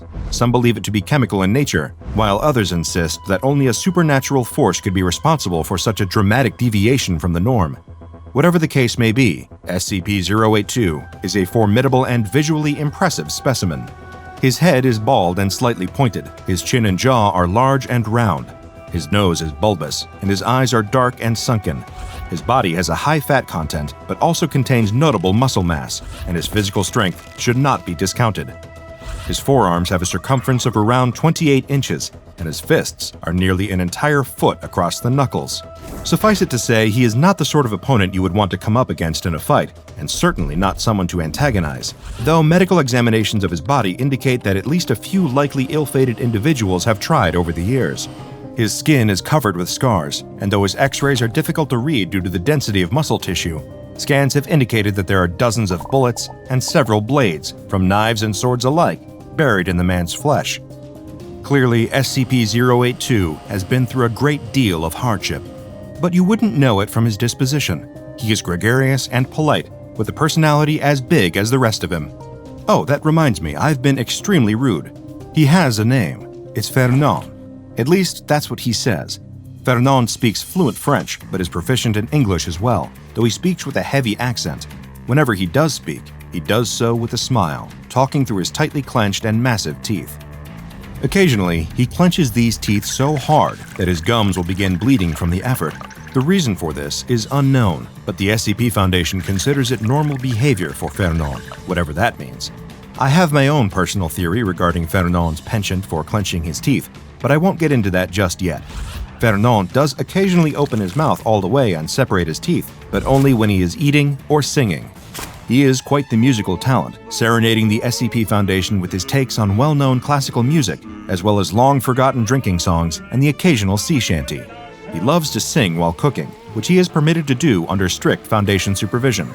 He is allowed access to a rudimentary set of cooking implements whenever he prepares his food, including a butcher knife that he also uses to shave his unusually thick facial hair. He is given various ingredients to prepare on request, with the stipulation that these ingredients must not be too expensive or human in origin. In spite of his off-putting appearance and tendency to speak through his teeth, Fernand is easily one of the more likable anomalies contained by the Foundation. He doesn't express overt hostility like SCP-682, nor does he attempt to diagnose staff with any sort of pestilence like SCP-049. All he seemingly wants to do is cook, sing, and play dress-up. Did I mention his costume trunk yet? Well, he has one. Some of his favorite outfits include a tuxedo, complete with top hat and a monocle, a military uniform source of the French Revolution, a ball gown that comes with an elegant fan and matching beaded purse, and a clown costume that includes a wig and a trick water-squirting flower in its pocket. New costume pieces are made on request in order to keep Fernand's morale high. According to my findings, in-house costumers are currently hard at work making Fernand a detective costume, a chef's hat, and a set of footy pajamas. Fernand is an indisputable charmer, greeting Foundation researchers with a wide smile, a joke, and more often than not, an invitation to join him for dinner. Unfortunately, those same staff members occasionally find themselves on the menu. In spite of all his endearing qualities, Fernand has the unfortunate habit of routinely snapping, giving into his voracious appetite, and eating his visitors alive. He doesn't intend to do so, and frequently expresses regret at his poor manners. After all, having company for dinner doesn't mean you eat your company, but still he can't help himself, no matter how recent his latest meal was. Though I have yet to confirm this hypothesis, I believe this cannibalistic impulse to devour others may be the reason for Fernand's constant clenching of his teeth. Whether consciously or not, I think he is attempting to hold off on attacking for as long as he can, before he inevitably succumbs to the hunger once more. When his gums bleed, it could be a sign that one of his attacks is drawing near. Again, I have yet to confirm this, but it seems entirely possible. It's unlikely that Fernand will ever be able to verify this for himself, as his connection to the truth is tenuous at best. Though he is highly intelligent in terms of his memory, puzzle-solving skills, and grasp of language, Fernand struggles to differentiate between fact and fiction when consuming media. He assumes that any movie or television show he watches is depicting a real person, and that any book he reads is essentially a biography. This doesn't limit his enjoyment of this media. On the contrary, he gets a great deal of joy from watching films and reading books, particularly works of fiction revolving around Hannibal Lecter, who Fernand has described as his favorite person, and someone he would very much like to meet one day. To make matters even more interesting, Fernand does understand the concept of lying. He's able to identify when someone is lying directly to him, and also displays signs of being a compulsive liar himself, particularly when it comes to his personal history. Over the course of his containment, he is claimed to be a vampire, a homunculus, beloved Sesame Street character Big Bird, also beloved actor and wrestler Andre the Giant, Napoleon Bonaparte, French comic book character Obélix, the Foundation's own Dr. Bright, the Incredible Hulk, Alexander the Great, Captain Hook, and Detective Sherlock Holmes. He has also claimed at different times and once on the same day to be both Dr. Frankenstein and Frankenstein's monster. When called out directly on these lies, Fernand offers only this explanation: "But I only lie when it's through my teeth," which I have to admit is pretty funny. SCP-082, Fernand, is currently contained in enlarged living quarters in Armed Biocontainment Area 14, As he is unfazed by most standard weaponry, his cooperation has been ensured through deception rather than physical force. Fernand has been led to believe that he is acting king of France, placed in a secret palace for his own protection from potential assassins. Any personnel that interacts with Fernand must address him as if he were, in fact, the king of France, and any deviation from the charade is met with swift discipline. Any housekeeping done in 082's containment area must be performed by Class D personnel only, as it poses too much of a risk to non-disposable staff. Guards assigned to SCP-082's containment will receive Level 2 clearance, but are not permitted to interact directly with SCP-082, no matter how friendly he is, no matter how many knock-knock jokes he tells them, and no matter how he tries to entice them into a round of karaoke. SCP-082 is a curious mix of congenial and threatening, the consummate host who loves to sing and cook for anyone willing to sit at his table. He's also strong enough to snap a spine in half, and has teeth that can crack open skulls, a skill that he demonstrates with stomach-churning regularity. Still, he seems to genuinely enjoy the company of others, and has an earnest, playful spirit. From his giving spirit to his diet, SCP-082 really gives a new meaning to the word humanitarian. If you ever have the chance to meet him, just be careful not to let your guard all the way down, because there's a fine, fine line between being his dinner guest and being his dinner. The night watchman's hand shakes, shuddering the beam from his flashlight. He can't believe his eyes. Never in all his time on the job has he ever expected to see something like this. It can't be real. It all begins earlier that night. The newly hired watchman arrives at the site of his new position, guarding a Chuck E. Cheese after dark. It seems a bit excessive, even he thinks so. After all, it's just a restaurant with some arcade games and admittedly creepy animatronic entertainment. Why would it need a dedicated person to keep an eye on it overnight? Sitting down in the security office, he sips his coffee in front of the old TV monitors. Grainy footage from all the building's security cameras flickers on screen. He stares at the display, but doesn't really see it. The night watchman's eyes glaze over. He's already bored. In his boredom, his mind starts to wander. He thinks back to the wanted advertisement for this posting. It had mentioned several reports of movement late at night within the restaurant. None of it made much sense to him. Who'd want to break into a children's restaurant in the middle of the night? Probably just some teenagers, he thinks. Suddenly, a loud noise startles the night watchman. The sound of something metal clattering to the floor. It's coming from the kitchen. Someone's still here. He grabs his flashlight from his belt and rushes through the restaurant, leaving just before a shadowy figure passes one of the security cameras. The night watchman clicks on the flashlight and starts to search, the light from it casting creepy shadows as it falls over the various robotic animals. They give him chills just to look at them. He can't imagine that kids ever enjoy seeing the characters flap their mouths to weird, annoyingly catchy songs. Another noise, footsteps this time. He turns towards the back of the restaurant, the kitchen, where greasy, unhealthy junk food is prepared for hordes of screaming, rowdy children. Stepping out of the dark but brightly decorated main restaurant area into the kitchen, with all its stainless steel work surfaces, was like suddenly arriving on another planet. Instantly, his flashlight falls over what had caused the first sound. A trash can, toppled over to allow someone to rummage around inside. There's a trail of garbage, and the night watchman follows it. It leads him around the parts of the building reserved for employees, only to veer back out towards the restaurant. The more he follows, the closer he gets to the play area, a brightly colored foam pen, where overly energetic kids can run around freely, giving their parents a momentary break as they burn off all the sugar and calories from the low-quality food. But as he approaches the ball pit, he sees it. It's like an occult ritual, a circle of almost 20 children, hurling slices of half-eaten Chuck E. Cheese pizza into the ball pit. Not one of them notices him, too focused on their strange ritual to even register the light from the flashlight. The night watchman is about to call out, to demand to know what the heck is going on, how they all got in here, and where their parents are. But then, he sees something beneath the plastic balls. Something is stirring, moving in response to the children throwing pizza into the pit. And as it crawls out, the night watchman is met with the sight of something vile lurking in the ball pit. Stumbling upon what looks to be the secret meeting of a bizarre ball pit cult is hardly something that the average night watchman or security guard will ever have to experience. Even one working for an establishment like Chuck E. Cheese, the very worst they might find themselves dealing with is particularly rowdy customers, or the restaurant's animatronic characters getting a little quirky at nighttime. But thanks to the SCP Foundation's investigations into this particular branch of Chuck E. Cheese, they've uncovered exactly what it is about the building that draws such unusual attention.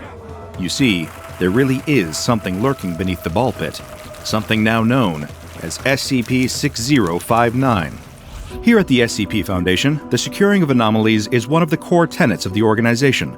After all, that's what the S in the name stands for. And as such, the Chuck E. Cheese containing SCP-6059 had to be requisitioned. Fortunately, the cover story of the restaurant shutting down after a major health code violation seems to have been a believable ruse. And after all, it's not too far from the truth. You could say that the place does have something of a pest problem. Now that it's no longer a restaurant and arcade, the site serves as a Foundation facility established specifically to research SCP-6059. Following some extensive analysis, researchers have determined what drew the cult-like group of children to the ball pit in the first place. It isn't an anomalous property of the building itself. There's nothing unique about this former Chuck E. Cheese franchise that causes such abnormal behavior. That all comes from the thing living in the ball pit. SCP-6059 is a particularly unusual creature, and not just to look at, although it's certainly not easy on the eye. In fact, it's been known to turn more than a few researchers' stomachs around the facility. Its amorphous body is around the size of an average human toddler, but if you were expecting it to resemble anything made of flesh and blood, then well, you might be disappointed and possibly put off your food. Structurally, the creature is comprised of a mixture of discarded and stomach-churning substances, primarily pizza sauce and plastic, along with various other waste materials. The plastic component is visible in the form of 2 of the plastic balls from the ball pit where it resides, placed on top of SCP-6059's blob-like head. Each one of those 2 plastic balls sports a hand-drawn pupil to resemble the creature's eyes, although no one is quite sure if SCP-6059 can actually see out of these or if they're more for show. Despite the strange and unnerving state it was found in, and being generally pretty unsettling to look at, SCP-6059 doesn't seem to be a violent anomaly. While not outwardly aggressive, it certainly doesn't reach the same levels of friendliness as other amorphous SCPs, such as the well-known and much-adored SCP-999, the Tickle Monster. But fortunately, especially for those researching it, SCP-6059 has come pre-contained for the SCP Foundation's convenience. What does that mean? Well, while it's not unheard of, not all anomalies come with their own containment cell. No, really, we aren't joking. SCP-6059 can't leave the ball pit. Despite the only thing separating it from freedom being a fence of thin, mesh netting and a pool of plastic balls that is only knee-deep, SCP-6059 is trapped. Although that hasn't stopped the creature from claiming it is fully capable of escape. That's right, SCP-6059 can speak too, and it has something of a high opinion of itself as well. Something that SCP Foundation researcher Dr. Zacharias Rosemary has discovered through extensive meetings with the beast of the ball pit. Dr. Rosemary is sent to the Chuck E. Cheese facility housing SCP-6059 at the behest of the Department of Anomalous Ambassadors. This is a specialized research division within the SCP Foundation that intends to improve the direct communication between personnel and anomalies themselves. And what branch would be better suited for learning just why SCP-6059 had its own following of devoted cultists when it was first discovered? Stepping inside the room containing the ball pit, Dr. Rosemary approaches the net barrier between him and the creature within. As per the instructions he has been given only moments before, Zacharias carefully opens the entrance, sealed with nothing more than a simple zipper. Dragging it down, he slips through and stands surrounded by plastic balls, reaching up to his knees. He calls out, knowing the anomaly can hear him, trying to get it to emerge and engage in a conversation with him. Sure enough, only a few meters away, the plastic balls of the pit shuffle and then part as SCP-6059 pops its amorphous head out from below. It greets Dr. Rosemary in an enthusiastic, almost accusatory way, demanding to know the answer to a strange question. Thing in my pit. Are you balls? Of course, being a human being and not comprised of plastic balls, Dr. Rosemary has no choice but to answer the creature truthfully. But this doesn't go down well with SCP-6059. The creature immediately becomes highly agitated, shouting at the researcher to get out and leave. To emphasize its distress, SCP-6059 even starts gathering the plastic balls from around it and hurls them directly at Zacharias. If you've ever had a plastic ball from a ball pit thrown at you, then you know that it's hardly a pleasant experience. Although those balls are only lightweight, with enough force behind one, they can certainly pack a punch. Dr. Rosemary makes his hasty retreat from the barrage of plastic balls back beyond the safety of the net fence.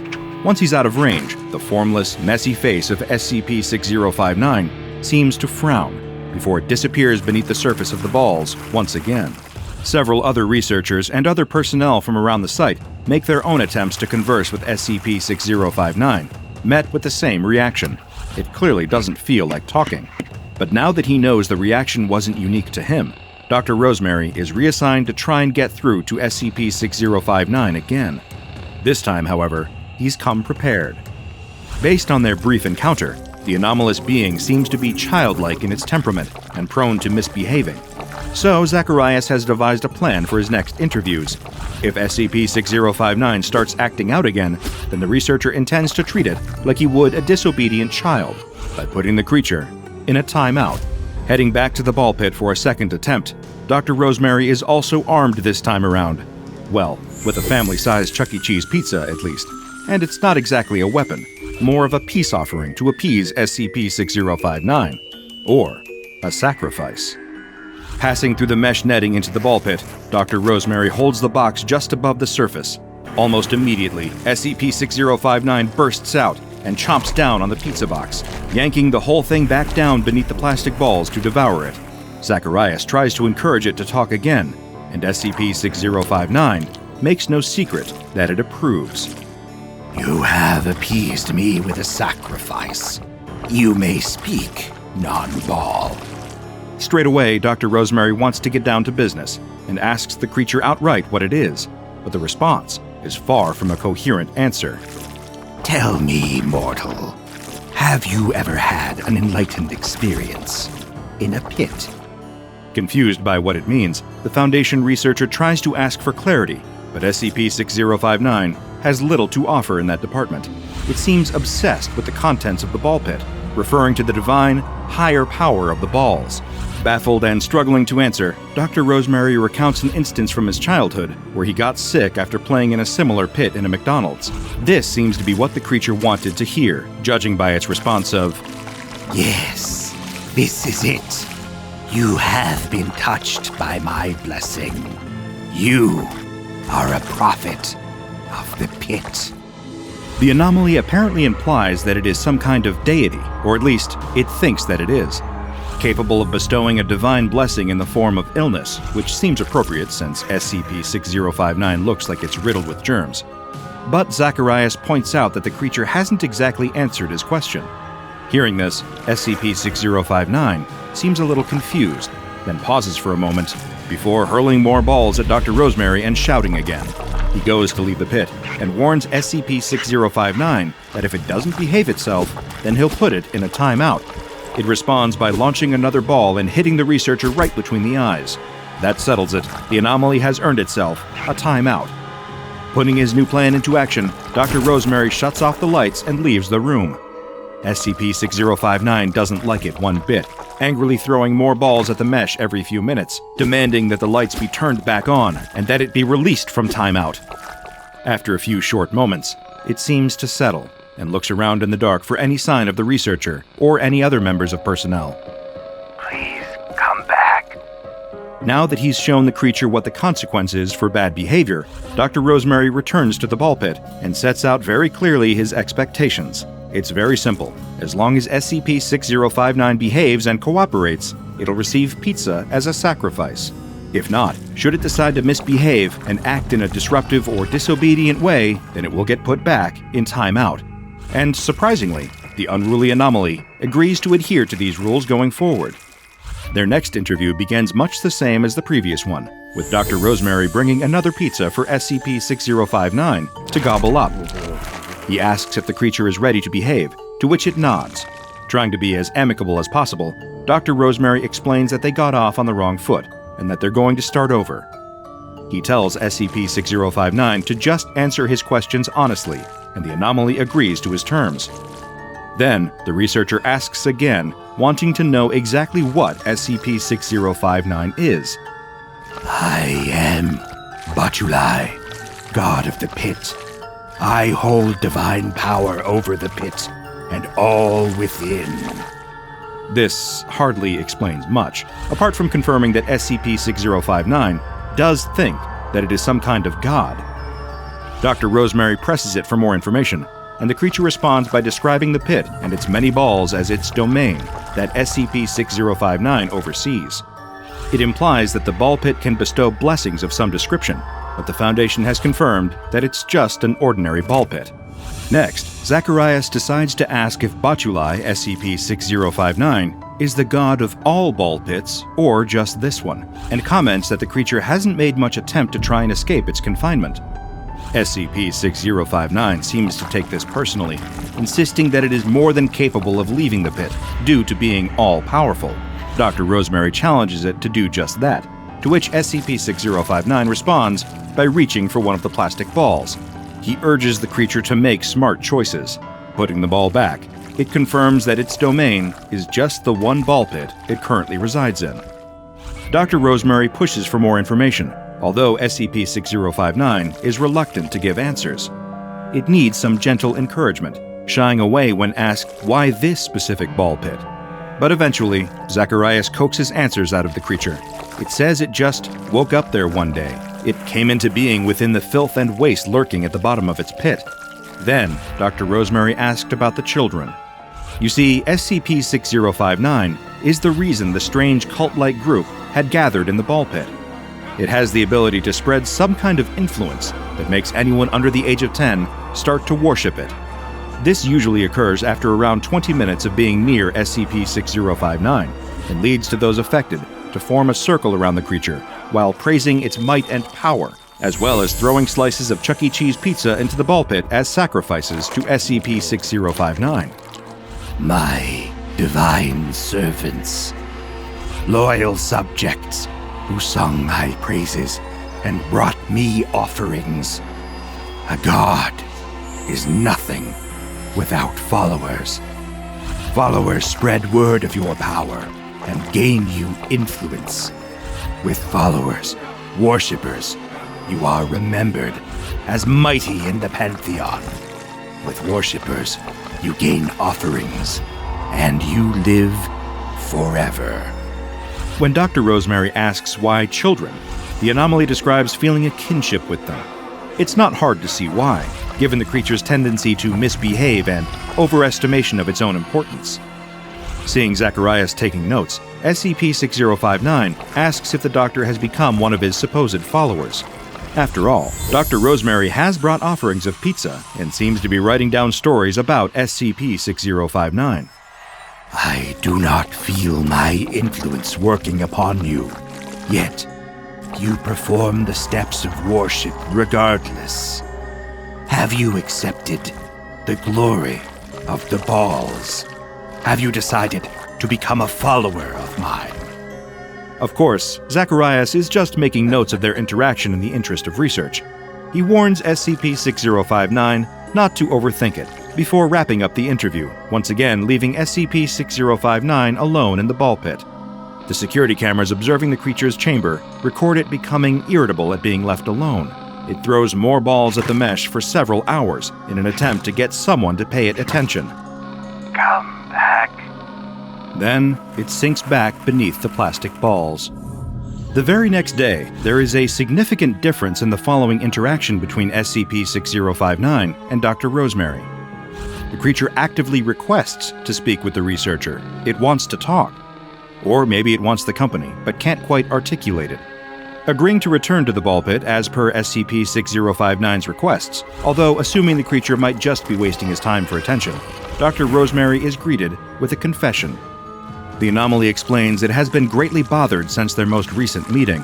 SCP-6059 explains that previously it has been content with its domain, not wanting for anything other than the pit and the balls within. It was content, and it managed to garner a small cult of worshipping followers, but now it feels as if something is wrong. SCP-6059 continues, describing the time when it first awoke in the pit. Back then, SCP-6059 has a feeling, a need for something. But it doesn't know what, and there is nothing it can do to stop this strange, unfamiliar feeling. All the newly congealed amorphous creature knows is that it is a divine deity. Around it is the ball pit, its domain. Eventually, the anomaly meets the children, and thanks to its influence, they begin to worship it. And it's their kindness and sacrifices that make SCP-6059 feel important. But once its followers are gone, and SCP-6059 is found by the Foundation, that same negative feeling returns, until it meets Dr. Rosemary. As the creature continues to explain, it describes how upset it feels to be left alone in the pit, and that speaking with Zacharias can alleviate that feeling. Then, when the researcher leaves, the feeling comes back. It confuses and upsets a bewildered SCP-6059, but offers some words of comfort and even another pizza. Dr. Rosemary explains that it's his job to take care of SCP-6059 and ensure the creature is okay. The anomalous blob rightly points out that he didn't have to come this time. After all, he could have ignored SCP-6059's request to talk. It wasn't required by the Foundation that Dr. Rosemary conduct an interview today. Zacharias puts it in simple terms that SCP-6059 can understand. He agreed to talk not because he has to, but to ensure the creature is all right and to learn more about it, but mostly because he understands SCP-6059 just needs a friend. To begin, SCP-6059 is unfamiliar with the concept. It's never had a friend before, only those that worship it because of its anomalous influence. Over time, the creature seems to have developed a sense of self-superiority because of this, believing itself to be a god. But Dr. Rosemary explains that a friend cares about someone not out of a need to worship them, but instead out of respect. Friends offer support or food or gifts to a friend in need, not out of obligation, but because it is the right thing to do. Zacharias tells SCP-6059 that friends listen to and care about each other not because they have to, but because they can. Are you my friend, Doctor? Naturally, Dr. Rosemary agrees, as long as that is something that SCP-6059 wants. In response, the creature playfully throws a plastic ball between the doctor's eyes. The year is 1630, and the city of London is bustling with new life. The streets are filled with people going about their daily lives, cramming into housing and businesses, and struggling to accommodate the rapidly increasing population, which has more than doubled in the previous 50 years. Among the new citizens of London is a dark figure who keeps to himself, a man in long black robes and a beaked mask, dressed like the plague doctors of the Black Death centuries before. The figure that will one day be known as SCP-049 has come to London town to embark on the next chapter of his life in his ongoing quest to solve the ills plaguing humanity. Though one might expect his appearance to make him stand out, most of the citizens surging through the city streets have far more important things on their minds than what the man in the mask might be up to. So he has managed to carve out a little sanctuary, an empty warehouse where he rests and works. When curiosity gets the better of him, he slinks down alleyways, avoiding crowds and listening for any whispered secrets he can catch from the shadows. It is on one of these outings that he hears tell of Henry Percy, also known as the Wizard Earl, a mysterious researcher of science and the occult held in Martin Tower in the Tower of London. A man of wisdom and curiosity, pushing the boundaries of scientific study. That is just the sort of man that the Doctor has been hoping to meet and learn from here in this great city. The Plague Doctor swiftly abandons his sanctuary and makes his way to the Tower of London, where he makes swift work of the guards that would bar him from entry. He does not enjoy harming innocents, but alas, some sacrifices must be made in the pursuit of greater knowledge and understanding. Leaving a trail of bodies in his wake, the Plague Doctor makes his way into Martin Tower. Excuse me, sir. I apologize for the intrusion, but as a fellow academic, I wondered if I might speak with you. But as he enters the chamber, the Doctor finds that his polite introduction was wasted on an empty room. Wherever this Wizard Earl might be, he is not in his designated quarters. Fearing the worst, the Doctor searches for signs of a struggle, for bloodstains on the floor or overturned furniture, but everything appears to be in its rightful place. Where, then, could Henry Percy have gone? The Plague Doctor explores every inch of the tower, searching for any clues that might point him in the direction of the missing man. He inspects every item on every surface, pulls every book from every shelf, but as he pulls one particular book from its spot, the bookshelf appears to pop loose from the wall like a door opening. Indeed, it is a door, revealing a dark, winding stairway just beyond its secret opening. Ah, so this is where you have disappeared to. Truly, this Earl must be a clever man, a good ally to have in the battle against the pestilence. He follows the stairs down, down, into a small room in the bowels of the tower. It is a sparse, barren room, with only a stack of journals and a large iron door. The doctor spends hours searching for a lock or other mechanism to open the door, before turning to the journals left behind by the tower's occupant. There, he discovers the instructions for unlocking the iron gateway, directions he recognizes from his time studying alchemy. Fortunately, he has all of the necessary materials tucked away in his trusty doctor's bag, and he is able to effectively perform the esoteric procedure. As he dusts off his gloved hands, content with a job well done, he hears the click of a bolt unlatching, and the second secret door he has discovered today swings open to welcome him in. Ever the adventurous spirit, the doctor picks up his bag and crosses the threshold into whatever awaits him on the other side. As the iron door shuts behind him, the doctor gazes up into a yellow sky dotted with an infinite number of black stars. A breeze blows the scent of dried flowers, mold, and the dusty pages of century-old books into his nostrils. He hears the sound of waves lapping at a shore and turns to take in the sight of a thick black sea washing up onto a stark white shore. The world around him is an array of black, white, yellow, and red, the yellow sky reflecting in the inky waves, the glittering black stars dancing above garish red buildings, white staircases, yellow doors, and black windows made from something like stained glass. This strange new place is not empty either. All around him, there are as many people bustling through the streets as there are back in London, though their attire is quite different. These people dress in a way that feels familiar, that reminds the plague doctor of the ornate clothing he once saw at the Carnival of Venice. The people cover their faces too, commedia dell'arte masks hiding their features and giving them a mysterious appearance. For the first time since the days of the Black Plague, the doctor is keenly aware of the fact that he does not stand out in this place. In fact, he blends right in. Now to search for Henry Percy, or anyone else who can offer the doctor some helpful insight.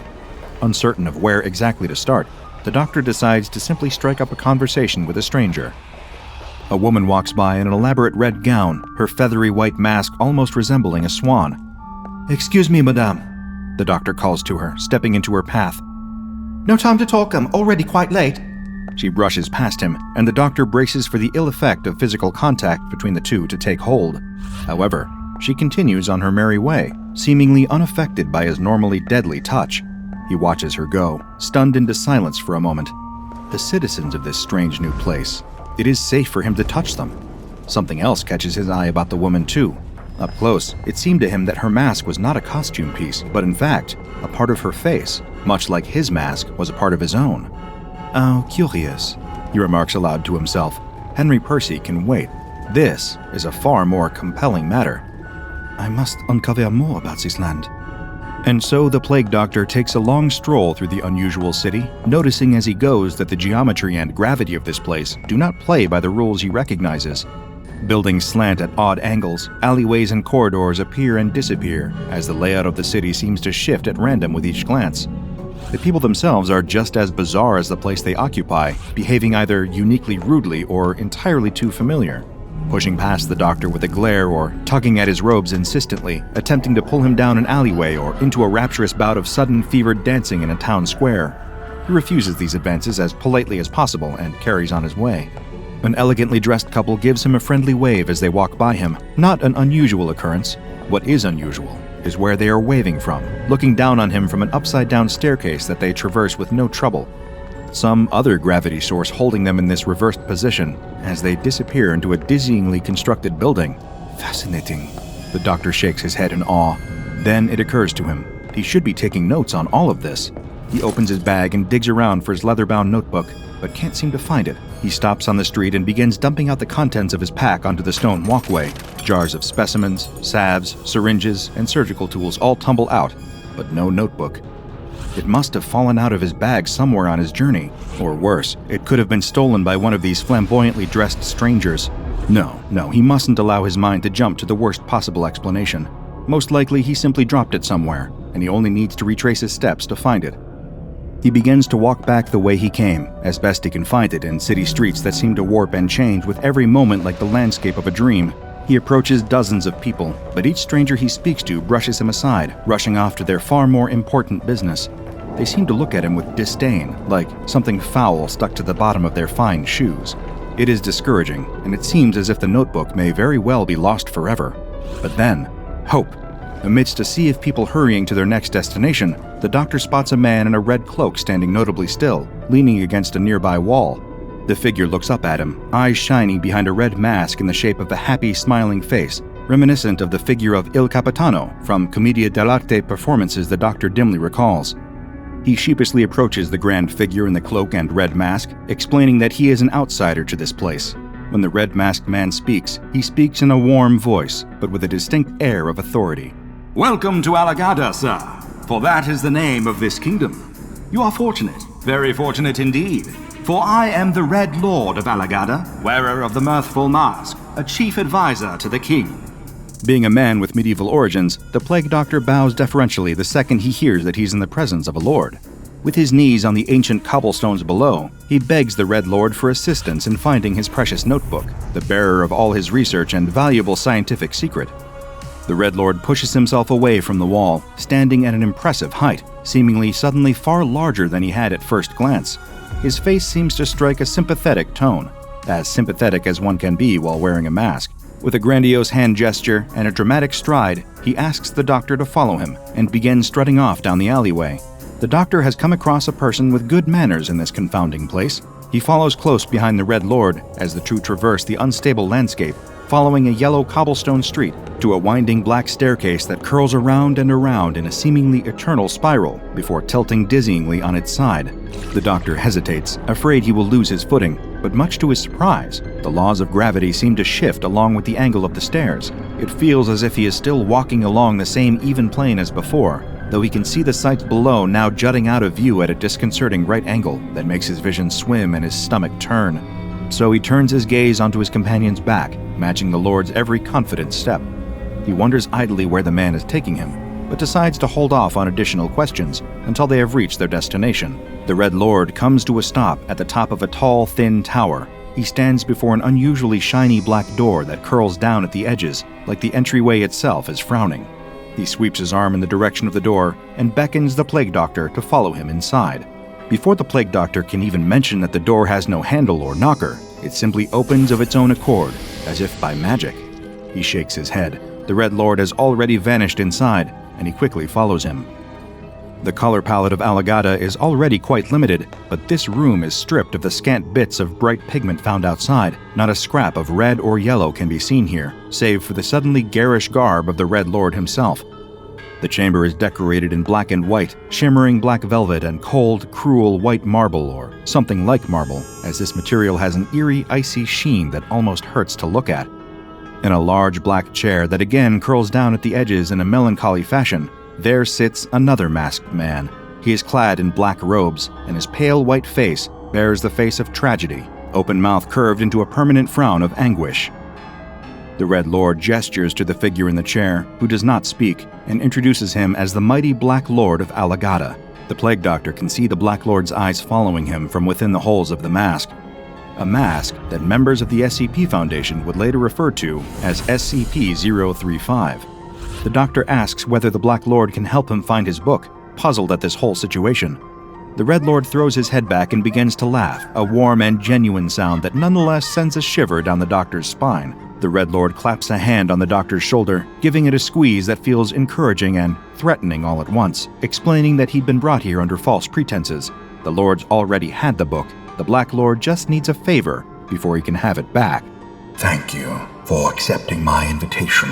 The Black Lord speaks, his voice hissing out from the scowling mouth of his mask. The plague doctor protests, demanding his book, furious at the deception. Oh, you'll get them back, The Red Lord laughs again. The Black Lord will return them if you prove yourself worthy of their ownership. I bid you farewell, Doctor. May your stay in Alagada be pleasant.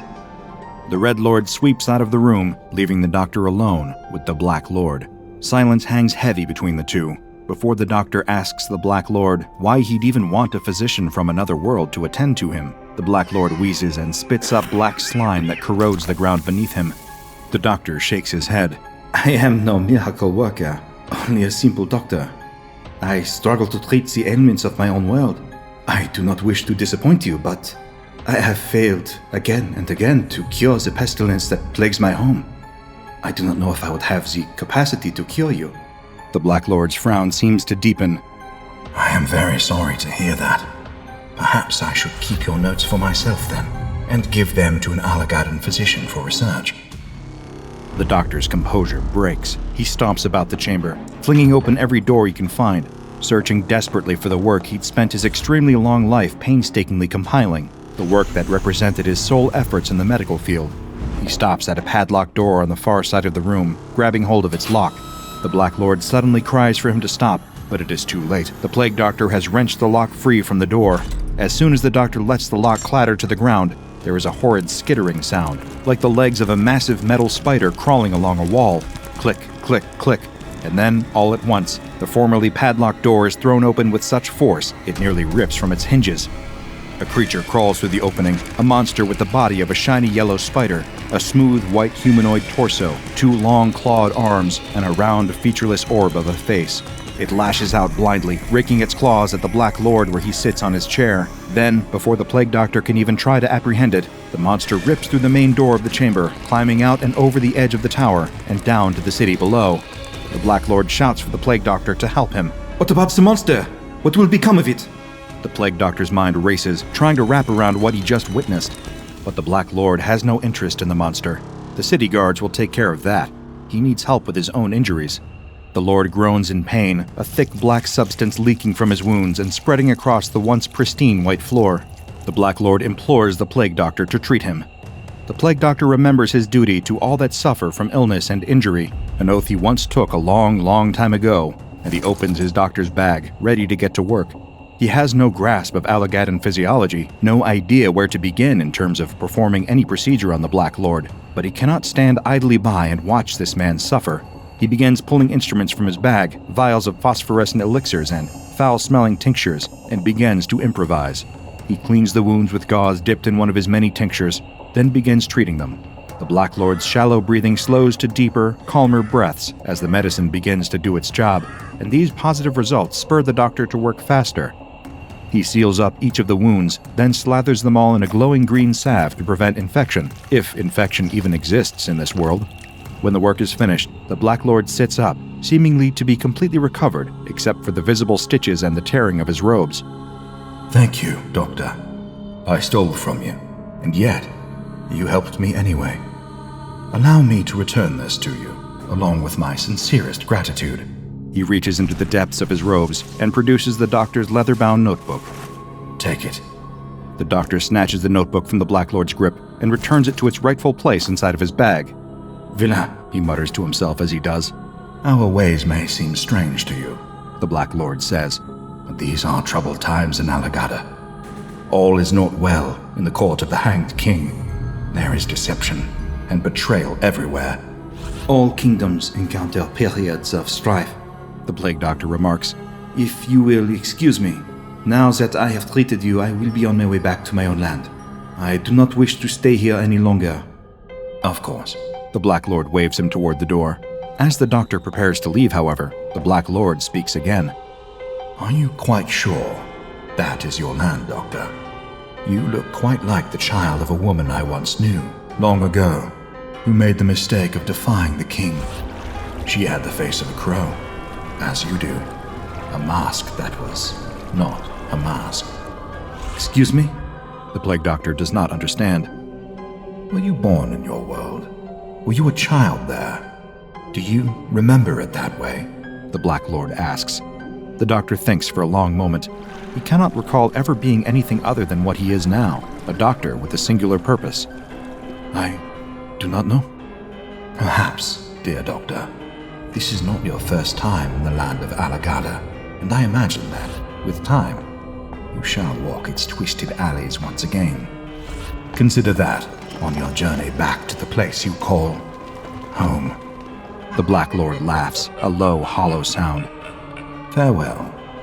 Eager to be rid of this place with its lies, tricks, and monsters of many shapes, the plague doctor takes his leave. This journey he hoped would provide some answers, but instead, all he found were more questions than he ever could have anticipated. The trucker tumbles to the greasy floor of the diner, thrown out of his booth, only to come crashing down before he can regain his footing. He'd be climbing back to his feet, ready to square up to the patron who has just hurled him, but staring up at them has made him freeze on the spot. As he lies on the diner floor, the trucker's eyes lock on to the bizarre horror towering over him.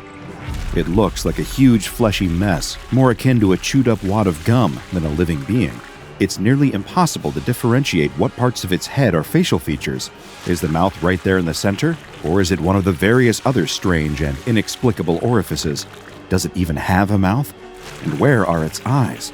Does it have the standard human too? Or does it see by smelling sounds or tasting the air? And are those tusks? They are. The trucker has only stopped off for a hot cup of coffee and a bite to eat. Now he's facing off against a puzzling creature ripped straight out of a David Cronenberg movie. But then again, that's what he gets for stopping off at Freddy's Diner. It all begins a few moments prior. The trucker is at the wheel, exhausted but making good time on a long haul across the interstate. Thanks to life on the road, he's been lucky enough to see much more of the country than most, driving from the west coast to the east coast and back again plenty of times. And being so familiar with his routes, the trucker has his very own curated list of the best places to eat while on the road. He double-checks the time and realizes he's got plenty to spare, so decides to make a quick detour and heads towards a little-known roadside restaurant, Freddy's Diner. The trucker still remembers the previous time he took a pit stop in Freddy's place. It never ceases to amaze him that it even exists. After all, there's not another diner like it from here in California to the truck stops over in New Jersey. And the trucker knows he'd pick Freddy's Diner over any maritime-themed novelty seafood place. He likes going there so much, he's even kept it a secret from his fellow truckers on the road. He'd simply hate for everyone to start piling over there and turning his favorite spot into a rowdy trucker hangout or tourist attraction. Pulling his truck up outside, the trucker locks the vehicle up securely and heads inside. From outside, it's just a calm, quiet-seeming place, a diner like any other in that stereotypical 1950s style. That's part of what the trucker likes so much about Freddy's. It's got that comforting, nostalgic feeling to it, like one of the few remaining vestiges of an era that nearly nobody alive remembers anymore, except from seeing it secondhand in old movies. But despite it looking quiet, practically empty from the outside, stepping through the doors at Freddy's is like setting foot on another planet. The entrance isn't just the way into the restaurant, it's the access point to the trucker's other favorite part about visiting there: the people. At first, it seems normal. There's always a decent number of customers bustling about, talking to each other or ordering from Freddy, the friendly, silver-haired old owner dressed in his typical pinstriped apron over a shirt and bow tie. No matter if he's in the middle of serving a customer, Freddy always turns to greet the newest arrival with a warm smile and his classic motto: "Welcome to Freddy's Diner, the only place where you can eat cuisine that's out of your world." The trucker loves how gradually it creeps up on him. Taking a cursory glance around the diner, nothing seems all that out of the ordinary. But looking closer, he enjoys noticing the other patrons and how eccentric they all seem. When taking a gamble on Freddy's and making his first ever visit on another long drive to California, the trucker finds himself convinced that there must be some kind of science fiction or comic book convention in town. Then, soon after, he starts to get a little worried, thinking that maybe he's been on the road too long and is starting to see hallucinations out of pure exhaustion. But now he's been in enough times to know the folks who pitch up to eat at Freddy's Diner, well, the best way to put it is that they're from out of town. Wandering past the bar, looking for somewhere to sit down, the trucker notices a trio of figures sitting down and enjoying plates full of freshly grilled burgers and baskets of golden fries hot from the fryer. What does it matter that all three are wearing huge, bulky spacesuits with metal piping snaking down them and vents hissing out warm steam? They're just enjoying their meals after all. The trucker finds a vacant booth and sits down on the comfortable leather seat, scanning the diner for Freddy so he can order a coffee. Sitting across from him at the opposite booth, his eyes fall across a couple, smiling and giggling to each other as they chat. He's so caught up in their infectious positive vibes that he barely realizes how one of them has had her entire right arm replaced with an intricate cybernetic one, or that the other is entirely blue and has pointed ears, It's just nice seeing how happy they are. That's when a voice that sounds like someone gargling water chimes up, and a sinewy tentacle grabs the trucker by his flannel shirt. What the hell do you think you're doing? The patron gurgles. I got up to use the bathroom for 5 minutes and find some chump in my seat. That's my table, pipsqueak. Moments later, the trucker is on the floor, looking up at a creature he's never seen before. In fact, he's not even sure if the patron is human. Judging by the chewing gum head and the disproportionate limbs protruding from random points across its blobby body, it's a safe bet that it isn't. The trucker stumbles towards the bar and asks Freddy for a cup of coffee, a strong one, to wake him up in case he's dreaming. Across his visits to the diner, he's been convinced that all the flamboyant and eccentrically dressed customers are all just wearing costumes, either for a local convention or because of an anything-goes dress code. But after seeing the patron, the trucker's starting to think that he might have been very, very wrong about this place. Not to be confused with a certain pizzeria populated with quirky animatronic characters, Freddy's Diner is a restaurant experience like no other. But if you're hoping to experience its comfort food and unique atmosphere for yourself, then you might have a hard time getting past the quarantine zone that now surrounds the diner, thanks to the SCP Foundation. Technically, Freddy's Diner is still very much in business, although you're not likely to see anyone stepping through or out of the front doors anytime soon. Well, not from this dimension, at least. Before it would go on to be known as SCP-1440, the SCP Foundation learns of this seemingly innocuous restaurant 2 months after it first appears. To begin, none of the people that live in the nearby area pay the place much mind. As far as they know, Freddy's Diner is just a harmless 50s-themed diner. Each and every one of them remains totally unaware that their memories have been tampered with, so that as far as they're concerned, SCP-4258 feels like it's always been a local staple, despite only having been around for a few short months. However, some new folks roll into town, and pretty soon the Foundation are getting rather suspicious about Freddy's Diner, thanks to abundant reports of a strange restaurant with weird cosplayers from the newcomers. They send in an undercover agent to investigate, making sure to be as subtle as possible. After all, at this point, there's still every possibility that Freddy's Diner really is just a hotspot for cosplayers and other eccentrically dressed individuals. But if only things were that simple. Inside, the agent is greeted by familiar, nostalgic surroundings.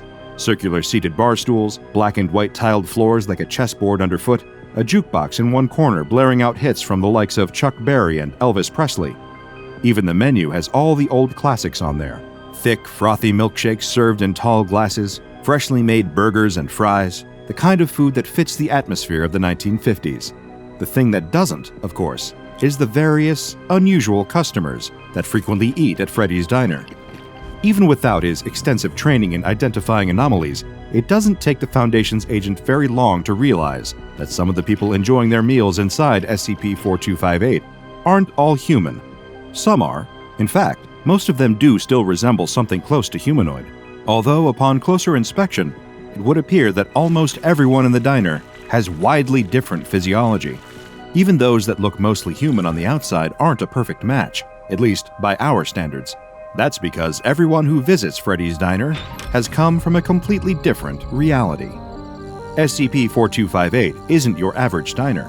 It's an interdimensional diner. People from all across the multiverse have made their way to this specific restaurant for a bite, and it's definitely popular with those that visit. Freddy's Diner might be the only restaurant that can claim to be multiversally loved, frequented by customers from multiple different dimensions all at once.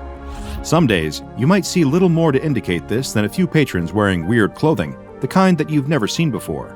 A sight like that is easy to write off as a bizarre fashion statement after all. But on other days, when you find yourself enjoying a classically made milkshake at the bar, when a 6.5-foot anthropomorphic slime creature sits down on the stool next to you, then it becomes a bit more apparent that Freddy's Diner is anything but ordinary. And the agent sent to investigate the place by the Foundation quickly gets that very same impression during his first visit. Perhaps in an effort not to get swept up in the wondrous Mos Eisley Cantina energy of SCP-4258, the agent approaches the bar and begins to conduct an impromptu interview in the field. He talks directly with an old gentleman who appears to be running the place, the sole worker and owner of the establishment, the man the diner is named after, Freddy, although he'll later become known as SCP-4258-1. Freddy greets the agent with the same charming, well-mannered demeanor as all his customers, before the agent starts trying to get to the bottom of what exactly the place is. It's a diner, Freddy tells him after a quick chuckle. They don't have these in your dimension, kid. The agent clarifies that there are indeed similar diners elsewhere in this dimension, although they aren't quite like Freddy's. The owner reassured the agent that he's only kidding, and then delivers the diner's motto, which apparently took him a century to come up with. Welcome to Freddy's Diner, the only place where you can eat cuisine that's out of your world. Being well versed in the anomalous and aware of the existence of other universes, it doesn't take the agent very long to figure out that this diner acts as some form of multiversal junction point, a nexus where various different worlds can intersect. But Freddy points out that's not exactly entirely correct, but the agent has at least grasped some of the core principle. More than happy to converse with his new customer, Freddy explains that his diner exists in what is known as Todash space. This, according to him, is the space between dimensions, and the door to SCP-1440 does indeed connect to all sorts of drastically different realities. As the agent takes a look through the diner windows, he notices a change in the scenery. Where there was once the familiar setting of Earth, there is now a wide, sprawling desert that seems to stretch endlessly into the horizon and beyond. Just then, a tall humanoid figure wearing a mask steps into Freddy's diner, wrapped in extravagant robes. Freddy greets the newcomer as Quarelf. He's clearly a regular customer. The agent returns to questioning the old man, curious as to how the diner actually functions, and hoping to gain as much intelligence on the matter as possible for the SCP Foundation. One of the main questions the agent wants answered is, if Freddy's diner exists between dimensions, how can the customers possibly pay for their meals? After all, even on Earth, there are multiple forms of currency with different competing values. Across an infinite number of entire universes, there's hardly going to be one multiversally accepted form of payment. But luckily, Freddy has an answer, even if it is a little abstract. As he explains it, the restaurant is funded, in a sense, by something called Empathius. You know that happy feeling you get when you remember something nice or someone compliments you? The restaurant feeds off that. It's what keeps the place running. Confused as to what he means, the agent asks for clarity. For a moment, it sounds like Freddy's diner extracts positive emotions from its clientele, like a leech draining blood. But Freddy assures him that it's not quite the same. The diner itself only takes away the excess Empathius, the positive emotions, that its customers experience from being there, enjoying their meals and the atmosphere of the interdimensional diner. Freddy likens it to trimming the edges of a hedge. SCP-1440 doesn't rob people of their enjoyment, it just takes a little bit to keep the lights on. The patrons that visit only have to feel happiness, and that's the only payment for their meal that Freddy wants. That brings the agent to a final question. If the restaurant takes a little bit of Empathius as payment, then what exactly is Freddy? The owner chuckles and says that he's just an old man looking to make good food. Speaking of which, he offers to take the agent's order. Not wanting to be rude, the agent asks for a hamburger and fries to go. He tries to see if there are any other staff working in the kitchen, but there doesn't look to be anyone at all, save for a pair of transparent hands that place a plate down on the kitchen line. Foundation researchers conduct a few different tests on the food that the agent received from SCP-1440, but their analysis quickly reveals that there's nothing harmful about it at all. It's just a well-made burger. The agent is subsequently sent back to the diner to gather more information about it. This time, he's given instructions from the Foundation to change up his approach and speak with some of the customers instead, to see what they think of Freddy's diner. After all, despite his friendly demeanor, the old man could always be a liar, trying to cover up a more sinister nature to his restaurant, so he can lure in more unsuspecting people from across the multiverse. Although the agent has little reason to suspect anything untoward about SCP-1440, the Foundation is nothing if not thorough. During his second visit, the agent sits down with one of the customers enjoying a meal at Freddy's diner, a humanoid being whose body is composed entirely of different types of stone. Just from a cursory glance, there looks to be a mixture of basalt, granite, and limestone all over the entity, who introduces itself as Rock. The agent starts by remarking that the creature has a very interesting name. Everyone on Rock's world is named Rock. Pushing for more information on the creature's universe, the agent decides to ask if Rock's homeworld has a name, to which the reply is Rock. As far as the agent can attain from Rock's fairly blunt description, the stone entity originates from a universe that lacks any life forms with flesh and blood bodies, or squishies, as Rock refers to them. It also states, with a similar lack of descriptive detail, that its home universe also lacks anything resembling vegetation. There are no trees or plants, which means that the denizens of this dimension only eat rock.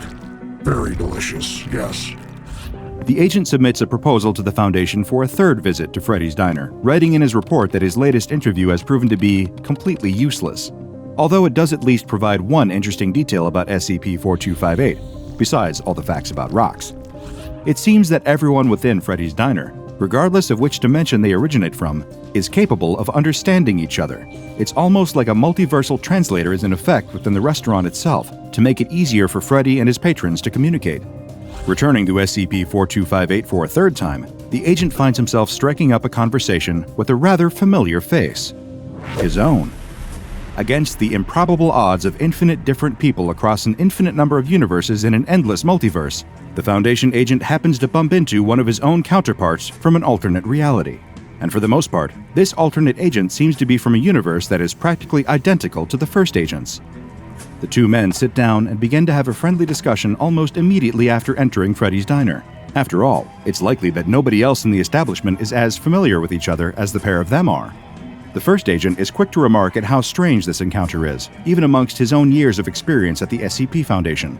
Working with anomalies on a day-to-day basis is strange enough, but interviewing an alternate version of yourself has to be a jarring experience to say the least. The agent tries to establish any major differences between their two universes, asking his counterpart who he works for in his reality. The alternate agent explains that he also works for the SCP Foundation, or another version of it. So far, no differences. Next, the agent asks a more personal question. Is the alternate agent married? It turns out he is. As a matter of fact, they both are, and their wives are not only alternates of each other, but both versions of the couple have been together for 20 years. Next, the agent asks his interdimensional doppelganger to describe his world in more detail. More than happy to oblige, the alternate agent describes that in his universe, it is currently the 21st century. Most of the socio-economic issues faced in this dimension are the same as this one. Political corruption is rife. There are shortages of essentials like food and water in many countries, along with various other problems. But, the alternate remarks, there are good things there too, like Shark Week. That sounds fairly close to our world, the agent observes. Seems like there aren't any noticeable differences between the two. Guess not. Pretty funny, huh? His alternate reality counterpart replies. It is at this point during the interview that Freddy comes over to give the alternate agent his order. A burger and fries, presented in delicious fashion on a plate. Awesome, thanks, Fred, the alternate agent says, before turning to his food. Time to chow down. Then, the alternate agent's jaw proceeds to unhinge, revealing multiple rows of razor-sharp teeth hidden behind the front-facing human set. He lifts up the plate and begins to violently consume the burger and fries he ordered.